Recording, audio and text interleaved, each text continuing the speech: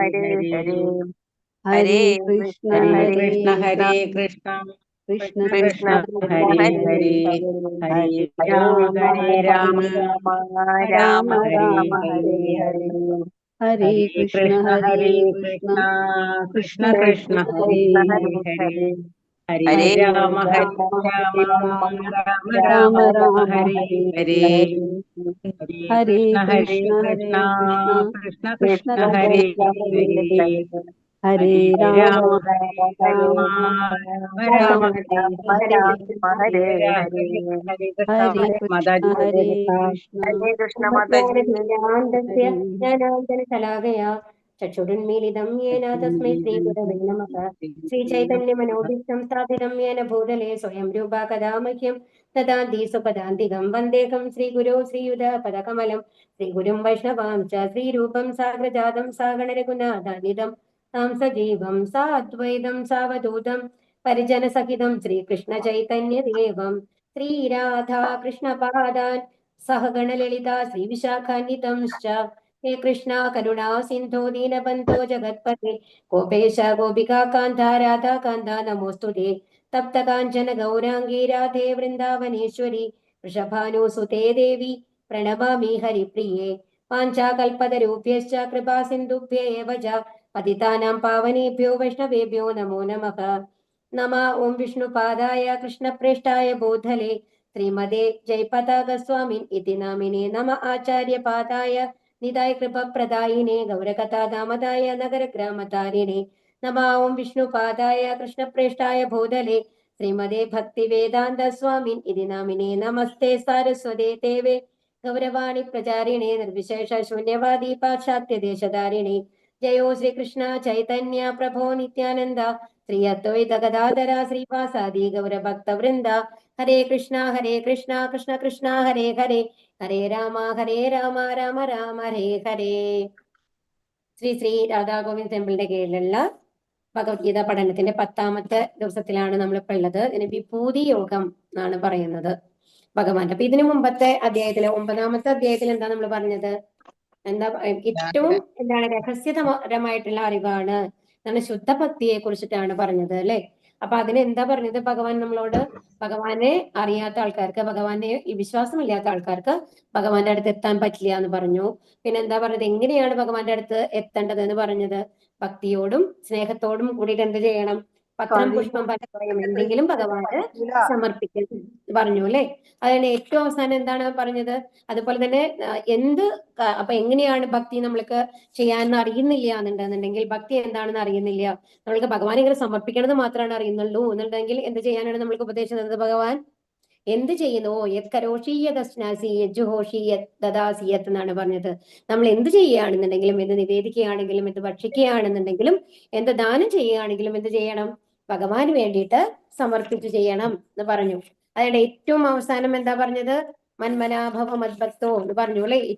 അതാണ് ഏറ്റവും ഉത്തമ ശ്ലോകമാണ് 9:34 9ാമത്തെ അധ്യായത്തിൽ 34ാമത്തെ ശ്ലോകമാണ് ഏറ്റവും ഇതായിട്ടെന്ന് പറഞ്ഞു. നമ്മൾ എന്താണ്?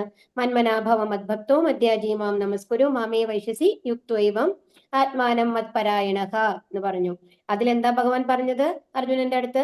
എന്നിൽ മനസ്സുറപ്പിക്കുക, ഭക്തനാവുക, എന്നെ ആരാധിക്കുകയും പ്രണമിക്കുകയും ചെയ്യുക. എന്നിൽ തന്നെ പൂർണ്ണമായും ഒഴുകിയിരിക്കുന്നത് കൊണ്ട് നീ തീർച്ചയായിട്ടും എന്നെ പ്രാപിക്കും. അങ്ങനെയാണ് നമ്മൾ 9ാമത്തെ അധ്യായം അവസാനിപ്പിച്ചത് അല്ലെ. അപ്പൊ അതായത് ഇപ്പോഴും ഭഗവാനിൽ മനസ്സ് ഉറപ്പിച്ച് ഭക്തിയുടെ സേവനങ്ങൾ ചെയ്യാനുള്ള ഉപദേശമാണ് നമ്മൾക്ക് 9ാമത്തെ അധ്യായത്തില് ഭഗവാൻ തന്നത്. ഇനി 10ാമത്തെ അധ്യായത്തില് നമ്മൾ എന്താ പറയണെന്നുണ്ടെങ്കിൽ വിഭൂതി എന്ന് പറഞ്ഞാൽ എന്താണ്? ഭഗവാന്റെ സവിശേഷമായിട്ടുള്ള കഴിവുകളാണ് വിഭൂതി എന്ന് പറയുന്നത്. അപ്പൊ നമ്മളുടെ ഇതിലെ ഈ വിഭൂതി യോഗം എന്ന് പറഞ്ഞാല് ഭഗവാനെ എങ്ങനെ അറിയാം? നമ്മൾ പറഞ്ഞു പരമദിവ്യോത്തമ പുരുഷനാണ് എല്ലാം. നമ്മൾ കഴിഞ്ഞ ഇതില് നമ്മള് ഗോലോക ചാർട്ട് കണ്ടു അല്ലെ. അതിലെന്താ നമ്മൾ കണ്ടത്? കാരണോദകസായി ഏറ്റവും ആദ്യം ഭഗവാന്റെ ഒരു വിസ്തരണം ഉണ്ട്. എവിടെ നിന്നാണ് തുടങ്ങുന്നത്? ഗോലോക വൃന്ദാവനത്തിൽ നിന്നാണ് തുടങ്ങുന്നത്. ഭഗവാനിൽ നിന്ന് 4 ചതുർവ്യൂഹമായിട്ടാണ് വരുന്നത്. അതാരാണ്? വാസുദേവൻ, സംഘർഷണൻ, പ്രദ്യുമ്നൻ, അനിരുദ്ധൻ എന്ന് പറഞ്ഞു. അത് കഴിഞ്ഞിട്ട് നാരായണ രൂപത്തിൽ വരും സംഘർഷനിൽ നിന്ന്. ആ നാരായണനിൽ നിന്നാണ് വീണ്ടും ഒരു ചതുർവ്യൂഹം വരുന്നുണ്ട്. അതും എന്താണ്? വാസുദേവൻ, സംഘർഷണൻ, അതുപോലെ തന്നെ പ്രദ്യുമ്നൻ അനിരുദ്ധൻ എന്നാണ് വരുന്നത്. ആ രണ്ടാമത്തെ സംഘർഷനെ മഹാസംഘർഷം എന്ന് പറയും. ആ മഹാസംഘർഷത്തിൽ നിന്നാണ് കാരണോദക സൈവിഷ്ണു വരുന്നത്. അപ്പൊ ആ കാരണോദക സൈവിഷ്ണു അത് തൊട്ട് നമ്മൾ ഇന്നലെ പറഞ്ഞതാണ് അല്ലെ. കാരണോദക സൈവിഷ്ണുവിൽ എന്ന പ്രപഞ്ചങ്ങൾ ഉണ്ടാവുന്നു. കാരണകോശനിലാണ് ശയിച്ചുകൊണ്ടിരിക്കുന്നത്. അതിനുശേഷം ആ കാരണോദക സൈവിഷ്ണുവിന്റെ വിസ്തരണമായിട്ട് ആര് വരും? ഗർഭോദക സൈവിഷ്ണു വരും. ഗർഭോദക സൈവിഷ്ണുവിൽ നിന്നാണ് ഈ പ്രപഞ്ചത്തിന്റെ വൈവിധ്യങ്ങളെല്ലാം ഉണ്ടാവുന്നത്. അതിനുശേഷം എന്താണ്? ഈ ജീവജാലങ്ങളുടെ ബ്രഹ്മാവ് ഉണ്ടാവുന്നു. പൊക്കിൾ കൊടുന്നത് അത് അവിടെ നിന്നാണ് ജീവജാലങ്ങളുടെ ആ സൃഷ്ടി നടക്കുന്നത്. അതിനുശേഷം എന്താണ്? ക്ഷീരോദകസായി വിഷ്ണു എല്ലാവരുടെ ഉള്ളിലും പരമാത്മാവായിട്ട് ആ ചൈതന്യമായിട്ട് വരുന്നു എന്ന് പറഞ്ഞു അല്ലെ. അപ്പൊ ഇതാണ്. അപ്പൊ ഭഗവാനാണ് എല്ലാം സൃഷ്ടിച്ചത് എന്നൊക്കെ അറിഞ്ഞു നമ്മൾ ഇതിൽ നിന്ന്. അപ്പൊ ഇനി ഭഗവാൻ എന്താണ് പറഞ്ഞു തരുന്നത്? എങ്ങനെ നമ്മൾക്ക് ഈ ഭൗതിക ലോകത്തിൽ നമുക്ക് ഇതെല്ലാം കേട്ടറിവ് മാത്രമേ ഉള്ളൂ അല്ലെ. അതെല്ലാം നമുക്ക് അനുഭവിച്ചറിയാനായിട്ട് സാധിക്കില്ല. അപ്പൊ ഈ പ്രകൃതിയിലൂടെ ഈ നമ്മുടെ ചുറ്റും കാണുന്ന ഈ ഭൗതിക പ്രകൃതിയിലൂടെ എങ്ങനെ ഭഗവാനെ അറിയാം? ഭഗവാന്റെ മഹത്വം എങ്ങനെ അറിയാം? അതാണ് ഭഗവാന്റെ വിഭൂതികൾ, ഭഗവാന്റെ ആ സവിശേഷ ഗുണങ്ങൾ, ഭഗവാന്റെ എങ്ങനെയൊക്കെയാണ് ഭഗവാൻ നമ്മളുടെ മുമ്പിൽ പ്രത്യക്ഷപ്പെട്ടിട്ടുള്ളത് എന്നറിയാം. അപ്പൊ ഇതാണ് വിഭൂതി യോഗം എന്ന് പറയുന്നത് കേട്ടോ.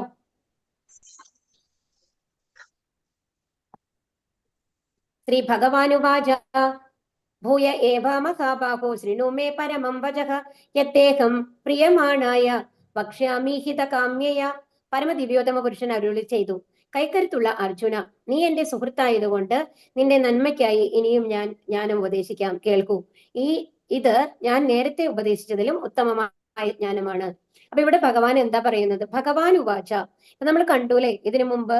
ഇപ്പൊ നമ്മൾ 8ാമത്തെ അധ്യായത്തിന്റെ തുടക്കത്തിലാണ് അർജുനൻ കുറെ ചോദ്യങ്ങൾ ചോദിച്ചത്. ബ്രഹ്മം എന്താണ്? ആധ്യാത്മികം എന്ന് പറഞ്ഞാൽ എന്താണ്? അതുപോലെ അതിഭൂതം എന്താണ്? അതിദൈവം എന്താണ്? അതിയജ്ഞൻ എന്താണ്? ഈ ചോദ്യങ്ങളുടെ ഉത്തരങ്ങളായിട്ട് ഭഗവാൻ തന്നെയാണ് ഇതുവരെയും സംസാരിച്ചുകൊണ്ടിരുന്നിരുന്നത്. ഇനി ഇവിടെയാണ് അപ്പൊ ഇനി ഇവിടെ എന്താണ് ഭഗവാൻ പറയുന്നത്? ഭഗവാൻ ഭൂയ ഏവ മഹാബാഹോ, ഇനി എന്താ പറയുന്നത്? കൈക്കരുത്തുള്ള അർജുന, നിന്റെ സുഹൃത്തായതുകൊണ്ട് നിന്റെ നന്മയ്ക്കായി ഇനിയും കുറച്ച് ജ്ഞാനം പറയാവുന്നതാണ്. അപ്പൊ എല്ലായിടത്തും നമ്മൾ കാണുന്നത് എന്താണ്? ഇപ്പോ അർജുന സഞ്ജയ് വാച, ആദ്യത്തെ ശ്ലോകം എന്തായിരുന്നു? ധൃതരാഷ്ട്ര ഉവാച എന്നായിരുന്നു അല്ലെ. അത് കഴിഞ്ഞിട്ട് പിന്നെ എന്ത് വന്നു? സഞ്ജയ് ഉവാച എന്ന് പറഞ്ഞു. പിന്നെ അർജുനൻ ഉവാച എന്ന് പറഞ്ഞു. പക്ഷെ ഇവിടെ എല്ലാം കൃഷ്ണ ഉവാച എന്ന് എവിടെയെങ്കിലും വന്നിട്ടുണ്ടോ ഭഗവത്ഗീതയില്? ഇല്ല. ശ്രീ ഭഗവാൻ ഉവാച എന്നാണ് വരുന്നത്. അപ്പൊ എന്തുകൊണ്ടാണ് ഈ ഭഗവാൻ ഉവാച എന്ന് വരുന്നത്? ഭഗവാൻ എന്ന് പറഞ്ഞാൽ ആരാണ് എന്നുള്ളതാണ്. അപ്പൊ ഭഗവാൻ എന്ന് പറയുന്നത് എന്താണ്? ഒരു വിദ്വാൻ, അതായത് ഒരു നമ്മൾ പറയും അല്ലെ, ഒരു വാൻ എന്ന് പറയുന്നത് ബുദ്ധിമാൻ എന്ന് പറഞ്ഞു കഴിഞ്ഞാല് എന്താണ്? ബുദ്ധിയുള്ള ആള് അല്ലെ, അങ്ങനെയല്ലേ നമ്മൾ പറയുക ഓരോ ഇതായിട്ട് പറയണത്. അപ്പൊ ഞാനുള്ള ആളാണെന്നുണ്ടെങ്കിൽ ജ്ഞാനവാൻ എന്ന് പറയും അല്ലെ.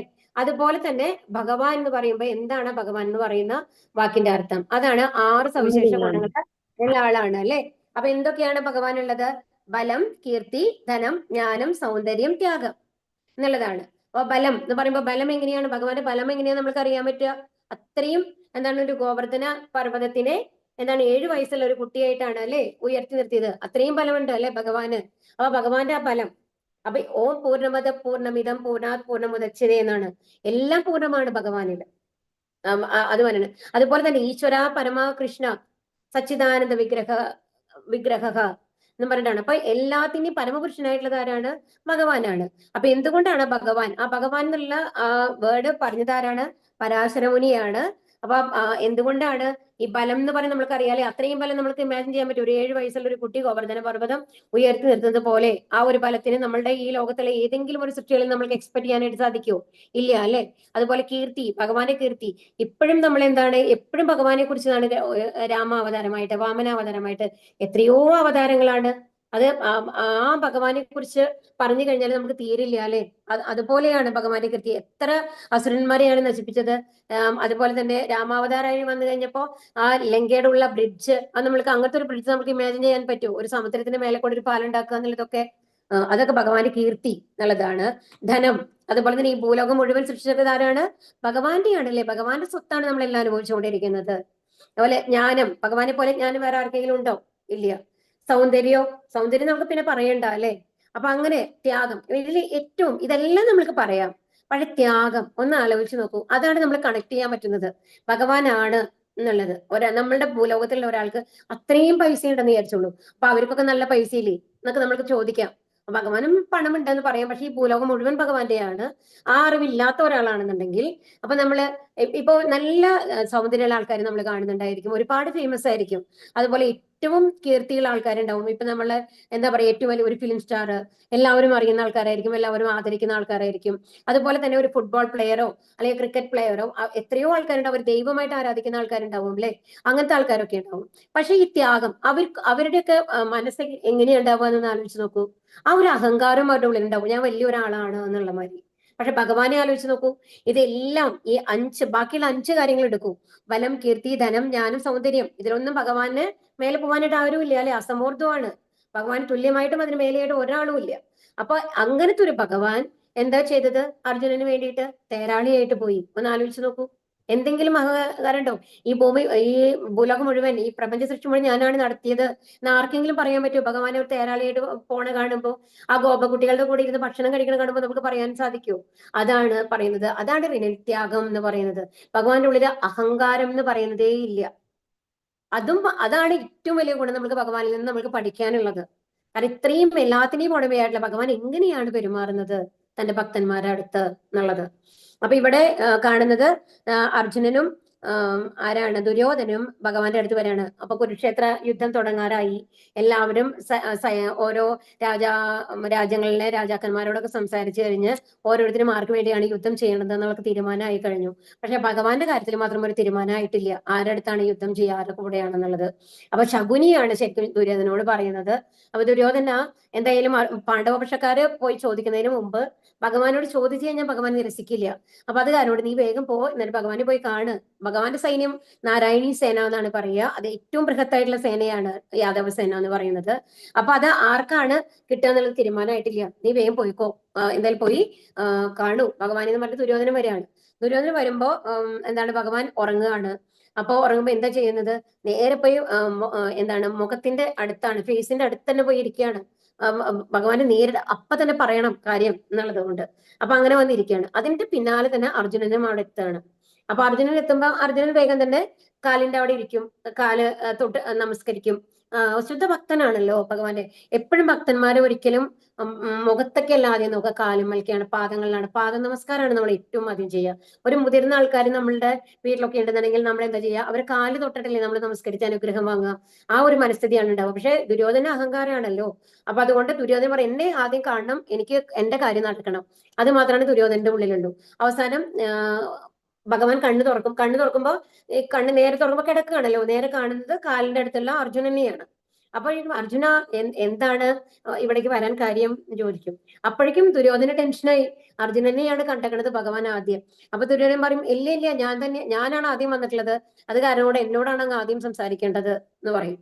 അപ്പോ ഭഗവാൻ പറയും, ഇല്ല, ഓക്കെ ദുര്യോധന, സമ്മതിച്ചു, നീ ആയിരിക്കാം ആദ്യം വന്നത്, പക്ഷെ ഞാൻ കണ്ടത് ആദ്യം അർജുനനെയാണല്ലോ. ആൻഡ് അർജുനനാണെന്നുണ്ടെങ്കിൽ ദുര്യോധനേക്കാൾ താഴെയുമാണ്. അപ്പൊ ചോദിക്കും, എന്താണ് നിങ്ങളുടെ വരവിന്റെ ഉദ്ദേശം ചോദിക്കും. അപ്പോഴാണ് ഇവര് പറയണത്. അപ്പൊ പറയും, അങ്ങ് ആരെ കൂടെയാണ് യുദ്ധം ചെയ്യാൻ പോകുന്നത് നമ്മൾ ചോദിക്കുമ്പോഴേക്കും ഭഗവാൻ പറയും, അപ്പൊ പറയും, ഇനിയിപ്പോ ദുര്യോധന ആദ്യം വന്നു എന്നുള്ള ഇതില് ദുര്യോധന ആദ്യം തന്നെ ഇത് കിട്ടണം എന്നുള്ളതാണ് ദുര്യോധന്റെ ആവശ്യം. അപ്പോ ഭഗവാൻ പറയും, ആദ്യം അവസാനം നോക്കണ്ട, ഞാൻ ഓരോ ഇത് തരാം, ഓപ്ഷൻ തരാം നിങ്ങൾക്ക്. അപ്പൊ എന്താണ് അർജുനനാണ് ആദ്യം ചാൻസ് കൊടുക്കുന്നത്. കാരണം ആദ്യം ഭഗവാൻ കണ്ടത് അർജുനെയാണ്. രണ്ടാമത് താഴെയുള്ള കുട്ടികൾക്ക് നമുക്കൊരു പ്രിഫറൻസ് ഉണ്ടല്ലോ എപ്പോഴും, രണ്ടുപേരും നിൽക്കുമ്പോൾ. അപ്പൊ അത് കാരണം കൊണ്ട് അപ്പോ പറയും, എന്റെ നാരായണി സേന ഒരു ഭാഗത്ത്, മറുഭാഗത്തേക്ക് ഞാൻ വരും, പക്ഷെ ഞാൻ യുദ്ധം ചെയ്യില്ല എന്ന് പറയും. അപ്പോഴേ ദുര്യോധന്റെ ഉള്ളിൽ മനസ്സ് ടെൻഷനാണ്. അയ്യോ, അർജുനൻ പോയി നാരായണീ സേന ചോദിച്ചാൽ എന്താവും അവസ്ഥ, ഒന്നും ചെയ്യാൻ പറ്റില്ലല്ലോ എന്നുള്ള ടെൻഷൻ എടുത്തിരിക്കുമ്പോഴേക്കും അർജുനൻ വേഗം തന്നെ പറയും, ആ കാലിൽ നമസ്കരിച്ച് തൊഴുതിട്ട് പറയും, പറഞ്ഞു, കൃഷ്ണ, എനിക്ക് വന്ന് അങ്ങ് എന്റെ കൂടെ ഉണ്ടായാൽ മതി, വേറെ ഒന്നും എനിക്ക് ആവശ്യമില്ല എന്ന് പറയും. അപ്പൊ ദുര്യോധന്റെ ഒരു സന്തോഷം പറയും, ഈ അർജുനൻ എപ്പോഴും മണ്ടത്തരേ ചെയ്യുള്ളൂ എന്നാണ് ദുര്യോധന്റെ ഉള്ളിൽ വരുന്നത്. കാരണം ഇത്രയും ബൃഹത്തായുള്ള നാരായണീസേന യുദ്ധം ചെയ്യാത്ത കൃഷ്ണനെ കിട്ടിയിട്ട് എന്ത് കാര്യം എന്നുള്ളതാണ്. പക്ഷെ ഇവിടെയാണ് നമുക്ക് മനസ്സിലാക്കേണ്ടത് എന്താണെന്ന്, ഒരു ഭഗവാനെ സുഹൃത്തും ഭക്തനുമായതിന്റെ ഗുണം എന്ന് പറയുന്നത്. ഒരു ഭക്തനായതുകൊണ്ട് അർജുനൻ എപ്പോഴും പറയുന്നത് ഭഗവാൻ കൂടെ വേണമെന്നാണ്. പക്ഷെ ഈ നാരായണി സേന ഏറ്റവും ബൃഹത്തായിട്ടുള്ള സേനയാണ്. പക്ഷേ അത് ഇതുവരെ ജയിച്ചിട്ടേ ഉള്ളൂ. അവർ തോൽവി അറിയാത്ത ഒരു സേനയാണ്. പക്ഷെ ദുര്യോധനൻ മനസ്സിലാക്കാത്ത കാര്യം എന്തായിരുന്നു എന്നാണെന്നുണ്ടെങ്കിൽ, ഈ നാരായണി സേന ഇതിനു മുമ്പ് യുദ്ധം ചെയ്യുമ്പോഴൊക്കെ ഭഗവാൻ അവരുടെ കൂടെ ഉണ്ടായിരുന്നു. അതുകൊണ്ടാണ് അവർക്ക് ജയമുണ്ടായിരുന്നത്. അത് മനസ്സിലാക്കാനുള്ള ബുദ്ധി ദുര്യോധനൻ ഉണ്ടായില്ല. കാരണം എന്താണ്? ദുര്യോധനൻ ഒരു ഭക്തനല്ല. ഒരു ഭക്തന് ആണ് ഭഗവാൻ എന്ത് കൊടുക്കുന്നത്? ദദാമി ബുദ്ധിയോഗം തം. ആ ബുദ്ധി ഞാൻ കൊടുക്കും അവർക്ക് കറക്റ്റ് ആയിട്ടുള്ള ഒരു തീരുമാനം എടുക്കാൻ എന്നുള്ളതാണ് പറയുന്നത്. അപ്പൊ അതാണ് പറയുന്നത്. അപ്പൊ ഒരു ഭക്തനും ഇതും തമ്മിലുള്ള വ്യത്യാസം. അപ്പൊ അർജുനോട് ഇവിടെ എന്താ പറയുന്നത്? നീ എന്റെ സുഹൃത്താണ്, അതുകൊണ്ട് നിന്റെ നന്മയ്ക്കായിട്ട് ഞാൻ ഉപദേശിക്കാം. അപ്പൊ നമ്മൾക്ക് ഭഗവാന്റെ കയ്യിൽ നിന്നുള്ള ആ അറിവ് ലഭിക്കണമെങ്കിൽ, ജ്ഞാനം ലഭിക്കണമെങ്കിൽ എന്തുണ്ടാവണം? നമ്മൾക്ക് എളിമയുണ്ടാവണം. നമ്മൾ ഭഗവാനെ പൂർണ്ണമായിട്ട് മനസ്സുകൊണ്ട് അംഗീകരിക്കണം, വിശ്വാസം ഉണ്ടാവണം. അങ്ങനത്തെ അല്ലാത്ത ആൾക്കാർക്ക് ആ ഒരു എന്താണ് ജ്ഞാനം കിട്ടാനായിട്ട് ബുദ്ധിമുട്ടാണ്. നമേ വിദൂസുരഗണാഹ പ്രഭവം നാം മഹർഷയഃ അഹമാതിർഹി ദേവാനാം മഹർഷീണാം ച സർവശഃ. എന്റെ ഉത്പത്തി വിഭൂതി എന്നിവയെ പറ്റി ദേവന്മാർക്കോ ഋഷികൾക്കോ അറിഞ്ഞുകൂടാ. ഏതു വിധത്തിലും അവരുടെ എല്ലാം ഉത്ഭവസ്ഥാനം ഞാനാണ്. അപ്പൊ ഇവിടെ എന്താ പറയുന്നത്? എന്റെ ഉത്പത്തിയെ പറ്റിയിട്ട്, അതായത് എന്റെ ജനനത്തെ പറ്റിയിട്ടോ എന്റെ ഗുണങ്ങളെ പറ്റിയിട്ടോ ഒന്നും പൂർണ്ണമായിട്ടും ആർക്കും അറിയില്ല. കാരണം എന്താണ്? എന്നിൽ നിന്നാണ് അവരുണ്ടായിട്ടുള്ളത്. ഇപ്പൊ നമ്മളുടെ ഒരു പാരന്റ്സ്, എന്റെ അച്ഛനുണ്ട്, അച്ഛന്റെ മകളാണ് ഞാൻ. പക്ഷെ എന്റെ അച്ഛന്റെ പാരന്റ്സ് ആരാണ് എന്നുള്ളത് എനിക്കറിയില്ല. അതെങ്ങനെയാണ് എനിക്ക് അറിയുന്നത്? എന്റെ അച്ഛൻ പറയാണ് ഇത് എന്റെ പാരന്റ്സ് ആണെന്ന് പറഞ്ഞ് നമ്മൾക്ക് ഇൻട്രൊഡ്യൂസ് ചെയ്യാണ്, അല്ലെ? അങ്ങനെയല്ലേ നമ്മൾക്ക് അറിയുള്ളൂ, അല്ലാണ്ട് അറിയില്ലല്ലോ. അപ്പൊ ഭഗവാൻ പറഞ്ഞാൽ മാത്രമാണ് മറ്റുള്ളവർക്ക് അറിയുള്ളൂ ഭഗവാനെ കുറിച്ചിട്ട്. കാരണം ഭഗവാന് മേലെ ആരുമില്ല, ആദിപുരുഷനാണ് ഭഗവാൻ, അല്ലേ? അപ്പൊ അതുകൊണ്ട് എന്റെ ഉത്പത്തി വിഭൂതി എന്നിവയെ പറ്റി ദേവന്മാർക്കോ ഋഷികൾക്കോ അറിഞ്ഞുകൂടാ.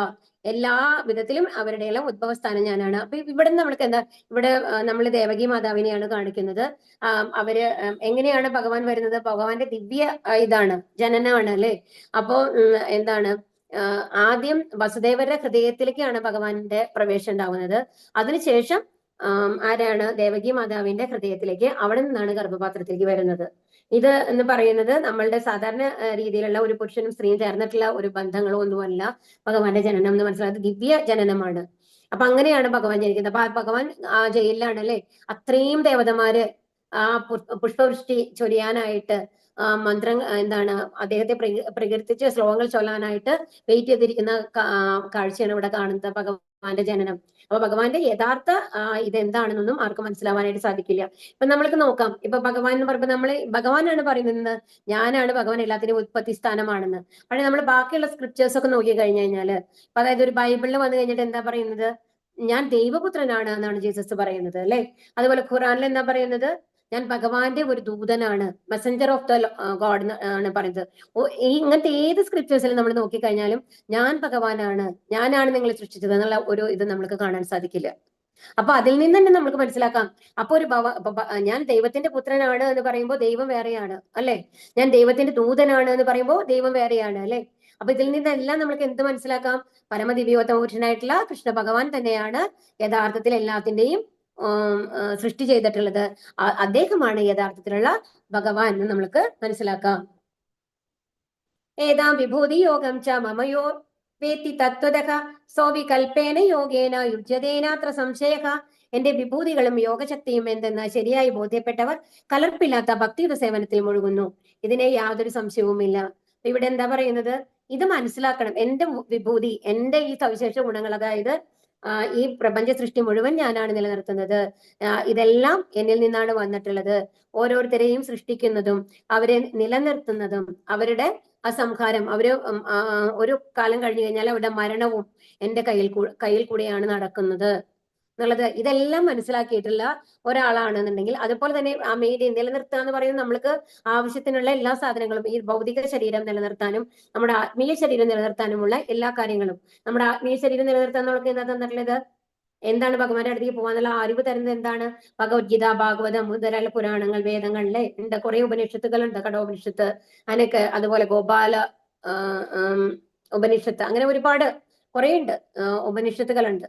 അപ്പൊ ആ ഉപനിഷത്തുകളൊക്കെ എന്തറിവാണ് തരുന്നത്? ഭഗവാനെ കുറിച്ചുള്ള അറിവ്, ഭഗവാന്റെ അടുത്തേക്ക് എങ്ങനെ പോവാം എന്നുള്ള അറിവ്. അതുപോലെ ഇതെല്ലാം നമ്മൾക്ക് തരുന്നത് എന്താണ്? ഇതാണല്ലേ. അപ്പൊ ഇതിൽ കൂടെയെല്ലാം ഭഗവാന്റെ ആ വിഭൂതികളും യോഗശക്തിയും എന്താണെന്ന് ബോധ്യമായിട്ടുള്ള ആൾക്കാര് എന്ത് ചെയ്യും? ഭക്തിയുടെ സേവനത്തിൽ മുഴുകും. ഇവിടെ നാരദനെയാണ് കാണിക്കുന്നത്. നോക്കൂ, നാരദന്റെ കഥ അറിയാമോ? നാരദൻ എന്ന് പറയുന്നത് ഏറ്റവും ആദ്യം ബ്രഹ്മാവ് നാരദനെ സൃഷ്ടിക്കും. അപ്പൊ നാരദനെ സൃഷ്ടിക്കുമ്പോ എന്തിനു വേണ്ടിയിട്ടാണ് ബ്രഹ്മാവ് സൃഷ്ടി നടത്തുന്നത്? അടുത്ത പ്രോജനി ഉണ്ടാക്കാനായിട്ട്, അടുത്ത ജനറേഷൻ ഉണ്ടാക്കാൻ വേണ്ടിയിട്ട്. എന്നിട്ട് നാരദനോട് പറയണത് നീ ഒരു കല്യാണം കഴിച്ച് അടുത്ത ജനറേഷൻ ഉണ്ടാക്കണം എന്ന് പറയാണ്. അപ്പൊ നാരദർ ബ്രഹ്മചാരിയാണ്, പൂർണ്ണ ഭക്തനാണ്. അപ്പൊ പറയും ഇല്ല, ഞാൻ ഭക്തിയുത മാർഗത്തിലാണ് പോണത്, ഞാൻ ഭഗവാന്റെ ഇതിലാണ് പോണേന്ന് പറഞ്ഞിട്ട് അദ്ദേഹം അവിടുന്ന് പോവാണ്. അപ്പൊ ബ്രഹ്മാവ് ശപിക്കുകയാണ്. എന്തെന്ന്? അപ്പൊ നീ താഴെയുള്ള ലോകത്തിൽ. അപ്പൊ എന്ത് ബ്രാഹ്മണ ശാപവും അങ്ങനത്തെ ശാപങ്ങൾ വന്നു കഴിഞ്ഞു കഴിഞ്ഞാലും നമ്മൾക്ക് എന്താ വരിക എന്നുണ്ടെങ്കിൽ അവര് അതിന്റെ താഴത്തെ ലോകത്തിലേക്ക് പോകണം എന്നുള്ളതാണ്. ഓക്കെ. അപ്പൊ ഇവരുണ്ടായിരുന്നത് ബ്രഹ്മലോകത്താണ്, അല്ലെ, ബ്രഹ്മാവിന്റെ സൃഷ്ടിയിൽ. അപ്പൊ താഴെ ഗന്ധർവലോകത്തിലേക്ക് വരികയാണ്. എന്താണ്? ആ ശാപം കാരണം കൊണ്ട്. ഇനി ആ ഗന്ധർവലോകത്തിൽ അത് രണ്ടാമത്തെ ജന്മായി നാരദന്റെ. അപ്പൊ ആ ഗന്ധർവലോകത്തിൽ വന്നു കഴിഞ്ഞിട്ട് അദ്ദേഹം അവിടെ ഇങ്ങനെയാണ് എല്ലാവരും ഇങ്ങനെ ഇപ്പോഴും സംഗീതമയാണല്ലോ ഗന്ധർവന്മാരുടെ ഇത് എന്ന് പറയുന്നത്. അവിടുത്തെ അപ്സരസുകളൊക്കെ എന്ത് ചെയ്യുന്നു? പാട്ട് പാടി നൃത്തം ചെയ്തുകൊണ്ടിരിക്കുകയാണ്. അപ്പൊ വീണ വായിക്കുകയാണ് ആര്? നാരദൻ. അപ്പൊ വീണ വായിക്കുമ്പോ എന്തുണ്ടാവുന്ന ഒരു അപശ്രുതി വരികയാണ് അതില്. അത് ആ ശ്രുതി മാറും. അപ്പൊ അവര് ശപിക്കും. അപ്പൊ പറയും ഈ ഗന്ധർവലോകത്തിൽ അപശ്രുതി ഉണ്ടാക്കിയത് നീ ഇനി എന്താണ് ഭൂലോകത്തേക്ക് പോട്ടെ എന്ന് പറഞ്ഞിട്ട്. എന്നിട്ട് ഈ നാരദൻ എങ്ങനെ ജനിക്കും? ഒരു മെയ്ഡ് സർവന്റിന്റെ, ഒരു സാധാരണ ഒരു നീചജാതിയില് ഒരു സ്ത്രീയുടെ മകനായിട്ട് ജനിക്കുകയാണ്. അവർക്കാണെങ്കിൽ അച്ഛനില്ല, അച്ഛൻ വേഗം തന്നെ മരിച്ചു പോവാണ്. അവരുടെ നാരദരുടെ ഒരു മോനേ ഉള്ളൂ. അപ്പോ അമ്മയാണെന്നുണ്ടെങ്കിലോ ഈ മറ്റുള്ളവരെ വീട്ടുപണികളൊക്കെ ചെയ്യുന്ന ഒരു സ്ത്രീയായിരുന്നു. അപ്പൊ അങ്ങനെയാണ് ഈ കുട്ടിയെ നോക്കുന്നത്. എല്ലായിടത്തും പണിക്ക് പോണടത്തൊക്കെ കുട്ടിയെ കൊണ്ടുപോകും. അപ്പൊ അങ്ങനെ ചാതുർമാസ്യം എന്ന് പറയുമ്പോൾ ഇപ്പൊ ചാതുർമാസ്യം നടന്നുകൊണ്ടിരിക്കുകയാണ് കേട്ടോ. അപ്പൊ ചാതുർമാസ്യത്തിൽ എന്ത് ചെയ്യുന്നുണ്ടെങ്കിൽ ഈ ഋഷിമാരൊക്കെ അവിടെ വന്നിട്ട് അവിടെ ഏതെങ്കിലും ഒരു സ്ഥലത്ത് താമസിച്ച അവിടത്തുള്ള ആൾക്കാർക്ക് മുഴുവൻ ഭഗവത്ജ്ഞാനം, ഈ വേദജ്ഞാനം പറഞ്ഞു കൊടുക്കും. ഭാഗവത സപ്താഹം അങ്ങനെയൊക്കെ നടത്തിയിട്ട് അങ്ങനെയാണ് അന്നത്തെ കാലത്ത് സാധാരണ ആൾക്കാർക്ക് ഈ ഇതിനെ കുറിച്ചിട്ടുള്ള ഭഗവാനെ കുറിച്ചുള്ള അറിവ് പകർന്നു കൊടുക്കുന്നത്. അപ്പം അവിടെ ഇവര് ജോലിക്ക് പോവുകയാണ്. അവര് ശുശ്രൂഷിക്കാൻ, അവരെ കാര്യങ്ങളൊക്കെ ചെയ്തു കൊടുക്കാൻ വേണ്ടിയിട്ട് ഈ സ്ത്രീ പോകും. അപ്പൊ ഈ കുട്ടിയും കൊണ്ടുപോകും. അപ്പൊ അതിനിടയിൽ എന്തുണ്ടാവുന്നുണ്ടെങ്കിൽ ഇവര് വന്നു കഴിഞ്ഞിട്ട് ഒരു പാമ്പ് കടി ഏറ്റു മരിക്കുകയാണ്. അപ്പൊ ഈ കുട്ടിക്ക് 5 വയസ്സേ ഉള്ളൂ നാരദർക്ക്. അപ്പൊ ഈ അഞ്ചു വയസ്സുള്ള നാരദർക്ക് എന്താ ചെയ്യേണ്ടതെന്ന് പറഞ്ഞൂടെ? ആരുമില്ല. അമ്മ മാത്രം ഉണ്ടായിരുന്നത് ഒരു ആശ്രയമായിട്ടുള്ളത്. അമ്മയും മരിക്കും പാമ്പ് കടിയേറ്റ്. അപ്പൊ ഇവര് വന്നു കഴിഞ്ഞിട്ട് എന്ന് വെച്ചാൽ ആ കുട്ടിക്ക് അവര് ഭക്ഷണത്തിന്റെ ബാക്കി കൊടുക്കും കഴിക്കാനായിട്ട്. അതുപോലെ തന്നെ ഇത് അവിടുത്തെ ഈ ഭഗവാനെ കുറിച്ച് പറയുന്നതൊക്കെ കുട്ടി കേൾക്കുന്നുണ്ടല്ലോ. അപ്പൊ അങ്ങനെ അവര് ആ ഉച്ഛിഷ്ടം, അതായത് റെമനൻസ്, അത് കഴിക്കുമ്പോ ആ ഭഗവത്ജ്ഞാനം ഉണ്ടാവുകയാണ് നാരദർക്ക്. അത് കഴിഞ്ഞാൽ അവർ 4 മാസം കഴിഞ്ഞ് അവരവിടെ വിട്ടുപോകും. അവരെല്ലാവരും തിരിച്ചു പോകും. അപ്പൊ ഈ കുട്ടി, 5 വയസ്സുള്ള കുട്ടി, പൂർണ്ണ ദൃഢനിശ്ചയത്തോട് കൂടിയിട്ട് കുന്നുകളും മലകളൊക്കെ നടന്ന് അവസാനം കാട്ടിലെത്തി ഭഗവാന് തപസ് ചെയ്യാൻ തുടങ്ങുകയാണ്. അപ്പൊ ഭഗവാൻ നാരദർക്ക് ഇത് കൊടുക്കും. ഒരു തവണ ഹൃദയത്തിന്റെ ഉള്ളില് പരമാത്മാ രൂപത്തില് ആ ഒരു രൂപം കാണിച്ചു കൊടുക്കും നാരദന്. അത് കഴിഞ്ഞിട്ട് പറയും ഇനി, അപ്പൊ നാരദനാണെങ്കിൽ എപ്പോഴും കണ്ടുകൊണ്ടിരിക്കണം ഭഗവാൻ എന്നുള്ള ഒരു ആഗ്രഹം വരെയാണ്. പക്ഷെ ഭഗവാൻ പറയും ഇനി ഇത് നിനക്ക് ഭഗവാനിൽ എത്താൻ നിനക്ക് സാധിക്കുന്നുള്ള ഒരു ഉത്സാഹം കിട്ടാൻ വേണ്ടിയിട്ട് ഞാൻ കാണിച്ചതാണ്. ഈ ജന്മത്തിൽ ഇനി നീയും തപസ് ചെയ്ത് ആ യോഗ്യത വരുത്തണം, മനസ്സ് മുഴുവൻ നിന്റെ ശുദ്ധമാവണം, അപ്പോഴാണ് എന്നെ കാണാൻ സാധിക്കുള്ളൂ എന്ന് പറഞ്ഞു കഴിഞ്ഞിട്ട് അങ്ങനെ തപസ് ചെയ്ത് കഴിഞ്ഞിട്ട് നാരദർക്ക് മോക്ഷം കിട്ടുകയാണ്. എന്നിട്ടാണ് അടുത്ത ജന്മം നാരദരായിട്ട് ജനിക്കുന്നത്, ഇപ്പോഴത്തെ രൂപത്തിലുള്ളത്. ആ രൂപത്തിൽ. അപ്പൊ ഒന്ന് ആലോചിച്ച് നോക്കൂ, ഒരു സാധാരണ ഒരു ജോലിക്കാരത്തിയുടെ മകനാണ് അവര്. അപ്പൊ ഭഗവാന്റെ മുമ്പിൽ ഏത് യോഗ്യതകളും ഇല്ല. എന്താണ് വേണ്ടത്? ഭക്തിയോട് കൂടിയിട്ട് ഒരു ഭക്തന്മാരെ സംഘത്തിലിരുന്നു കൊണ്ട് നമ്മൾ ഇതേമാതിരി ഭഗവത് സേവനം ചെയ്യുകയാണെങ്കിൽ തീർച്ചയായിട്ടും ഭഗവാന്റെ അനുഗ്രഹം ഉണ്ടാവും. അവിടെ വന്നു കഴിഞ്ഞിട്ട് നമ്മുടെ ഭൗതിക ഡിഗ്രികളോ ഒന്നും ഭഗവാന്റെ മുമ്പിൽ ഇതില്ല എന്നുള്ളത് ഇവിടെ പറയാണ്. അപ്പൊ എന്താ പറയുന്നത്? അപ്പൊ ഭഗവാനെ കുറിച്ച് അറിയുന്ന, ഭഗവാന്റെ ശക്തികളെ കുറിച്ച് അറിയുന്ന ആൾക്കാര് ഭക്തിയുത സേവനത്തിൽ, ഇപ്പോഴും നാരദര് ഭക്തിയുത സേവനം ചെയ്തുകൊണ്ട് നടന്നുകൊണ്ടിരിക്കുകയാണ് അല്ലെ. ജഗായ് അല്ല ഇവരൊക്കെ, രത്നാകരൻ, നിറയെ പേരുണ്ട്, വാൽമീകി, ഇവരൊക്കെ, ധ്രുവ മഹാരാജാവ്, ഇവരൊക്കെ എല്ലാം ആ ദൈവത്തിനെ കുറിച്ചുള്ള അറിവ് ജ്ഞാനം പകർന്നു കൊടുത്തത് ആരാണ്? നാരദരാണ്. ഇവൻ സുഖദേവ ഗോസ്വാമിക്ക് സംശയം വരുമ്പോ എന്താണ് ചെയ്യേണ്ടത്? ഈ പുരാണങ്ങളൊക്കെ എഴുതി കഴിഞ്ഞിട്ട് തൃപ്തി ഉണ്ടാവില്ല. ആ സമയത്ത് ഭാഗവതം എഴുതൂന്ന് പറയുന്നതും നാരദരാണ്. അഹം സർവസ്യ പ്രഭവോ മത്ത സർവം പ്രവർത്തതേ ഇതി മത്വാ ഭജന്തേ മാം ഭൂതാഭാവ സമന്വിതാഹ. ഭൗതിക ആധ്യാത്മിക ലോകങ്ങളുടെ ഉറവിടം ഞാനാണ്, എല്ലാം എന്നിൽ നിന്നാണ് ഉണ്ടായത്. ഇത് പൂർണ്ണമായി അറിയുന്ന ബുദ്ധിമാന്മാർ എന്റെ സേവനത്തിൽ ഏർപ്പെടുകയും എന്നെ ഉള്ളഴിഞ്ഞ് ആരാധിക്കുകയും ചെയ്യും. അപ്പൊ ഇതാണ് ഈ 10, 8, 10, 9, 10, 10, 10, 11 കേട്ടോ. 4 ശ്ലോകങ്ങളാണ് ഏറ്റവും ഇമ്പോർട്ടന്റ് ആയിട്ടുള്ള ശ്ലോകങ്ങൾ ഈ അധ്യായത്തിലെ ഭഗവത്ഗീതയുടെ തന്നെ. ഭഗവത്ഗീതയുടെ ചതുർശ്ലോകി എന്നാണ് പറയുന്നത്. ചതുർശ്ലോകി ഭഗവത്ഗീത എന്ന് പറയുന്ന ശ്ലോകങ്ങളാണിത്. ഇവിടെ ഭഗവാൻ അർജുനന്റെ പറയാണ്, ഞാൻ ആരാണ്, ഞാൻ ഭഗവാനാണെന്ന് പറയുന്ന ശ്ലോകമാണ്. അഹം സർവസ്യ പ്രഭവോ മത്ത് സർവം പ്രവർത്തതേ, ഭൗതിക ആധ്യാത്മിക ലോകങ്ങളുടെ ഉറവിടം ഞാനാണ്. എന്താ പറയുന്നത്? ഈ ഭൗതിക ലോകമാകട്ടെ ആത്മീയ ലോകമാവട്ടെ, നമ്മൾ ഇന്നലെ കണ്ടു അല്ലെ, ആ ബ്ലൂ കളറിലുള്ളത് ഭൗതിക ലോകം, അതിന് മേലുള്ളത് ആത്മീക ലോകം. ശരിക്കും പറഞ്ഞാൽ മൊത്തം ലോകത്തിന്റെ എന്താണ് 3/4, അത് 3/4 എന്താണ് ആത്മീയ ലോകമാണ്. 1/4 മാത്രമാണ് ഭൗതിക ലോകം ഉള്ളത്. ആ ഭൗതിക ലോകത്തിന്റെ മേലെ മഹാതത്വം എന്ന് പറയുന്ന 24 മൂലകങ്ങളാണ്. ഒരു കവർ പോലെ ആണ്, ഒരു ബ്ലാക്ക് ക്ലൗഡ്സ് മാതിരി അതിങ്ങനെ കവർ ആയിക്കാണ് ആ ഭാഗം, ഭൗതിക ലോകത്തിന്റെ ഭാഗം മാത്രം. അതുകൊണ്ടാണ് ആ മേലത്തെ ഭഗവാന്റെ ആ ആത്മീയ പ്രകാശം ഇവിടേക്ക് എത്താത്തത്, നമ്മൾക്ക് സൂര്യ വെളിച്ചം വേണ്ടി വരുന്നത്, നമ്മൾക്ക് വെളിച്ചം കിട്ടാനൊക്കെ ആയിട്ട്. അപ്പൊ എന്താ പറയുന്നത്? ഭൗതിക ആധ്യാത്മിക ലോകങ്ങളുടെ ഉറവിടം ഞാനാണ്, എല്ലാം എന്നിൽ നിന്നാണ് ഉണ്ടായത്. ഇത് പൂർണ്ണമായും അറിയുന്ന ബുദ്ധിമാന്മാർ എന്റെ സേവനത്തിൽ ഏർപ്പെടുകയും എന്നെ ഉള്ളഴിഞ്ഞ് ആരാധിക്കുകയും ചെയ്യുന്നു. അപ്പൊ ഇതിനെയാണ് ഈ ശ്ലോകത്തിനെ നമ്മൾ പറയുക സംബന്ധ ശ്ലോക എന്നാണ് പറയുക കേട്ടോ. സംബന്ധ എന്ന് പറഞ്ഞ ഭഗവാനുമായിട്ടുള്ള ബന്ധം എന്താണ് എന്നുള്ളത് 3 കാര്യങ്ങളാണ് ഭഗവാനെ സംബന്ധിച്ച് നമ്മൾ പറയുക: സംബന്ധ, അഭിധേയ, പ്രയോജനം. അപ്പൊ ഈ സംബന്ധ ഞാൻ എന്ന് പറയുന്നതാണ് ഇത്. എന്താണ്? ഞാനാണ് ഈ ഭൗതിക ലോകങ്ങളുടെയും ആധ്യാത്മലോകങ്ങളുടെയും ഉറവിടം, എന്നിൽ നിന്നാണ് എല്ലാം ഉണ്ടായിട്ടുള്ളത്. ഇത് പൂർണ്ണമായിട്ട് അറിയുന്ന ബുദ്ധിമാന്മാർ എന്റെ സേവനത്തിൽ ഏർപ്പെടുകയും എന്നെ ഉള്ളഴിഞ്ഞ് ആരാധിക്കും. അപ്പൊ ഈ സകല സൃഷ്ടികൾ നടത്തിയിട്ടുള്ളത് ആരാണ്? ഭഗവാനാണ്. ഇതില് ഒരുപാട് റെഫറൻസ് ഉണ്ട് കേട്ടോ. ഇതില് എന്താണ്? മഹാ ഉപനിഷത്ത്, നാരായണ ഉപനിഷത്ത്. അപ്പൊ ഇങ്ങനത്തെ ഉപനിഷത്തുകളിലൊക്കെ എഴുതിയിട്ടുണ്ട് എന്ന് ഭഗവാനാണ്, എല്ലാം ഭഗവാനിൽ നിന്ന് വന്നതാണ് എന്നുള്ളത്. അപ്പൊ അതിലൊന്ന് ഇതാണ് വരുന്നതാണ് ഈ ശ്ലോകം.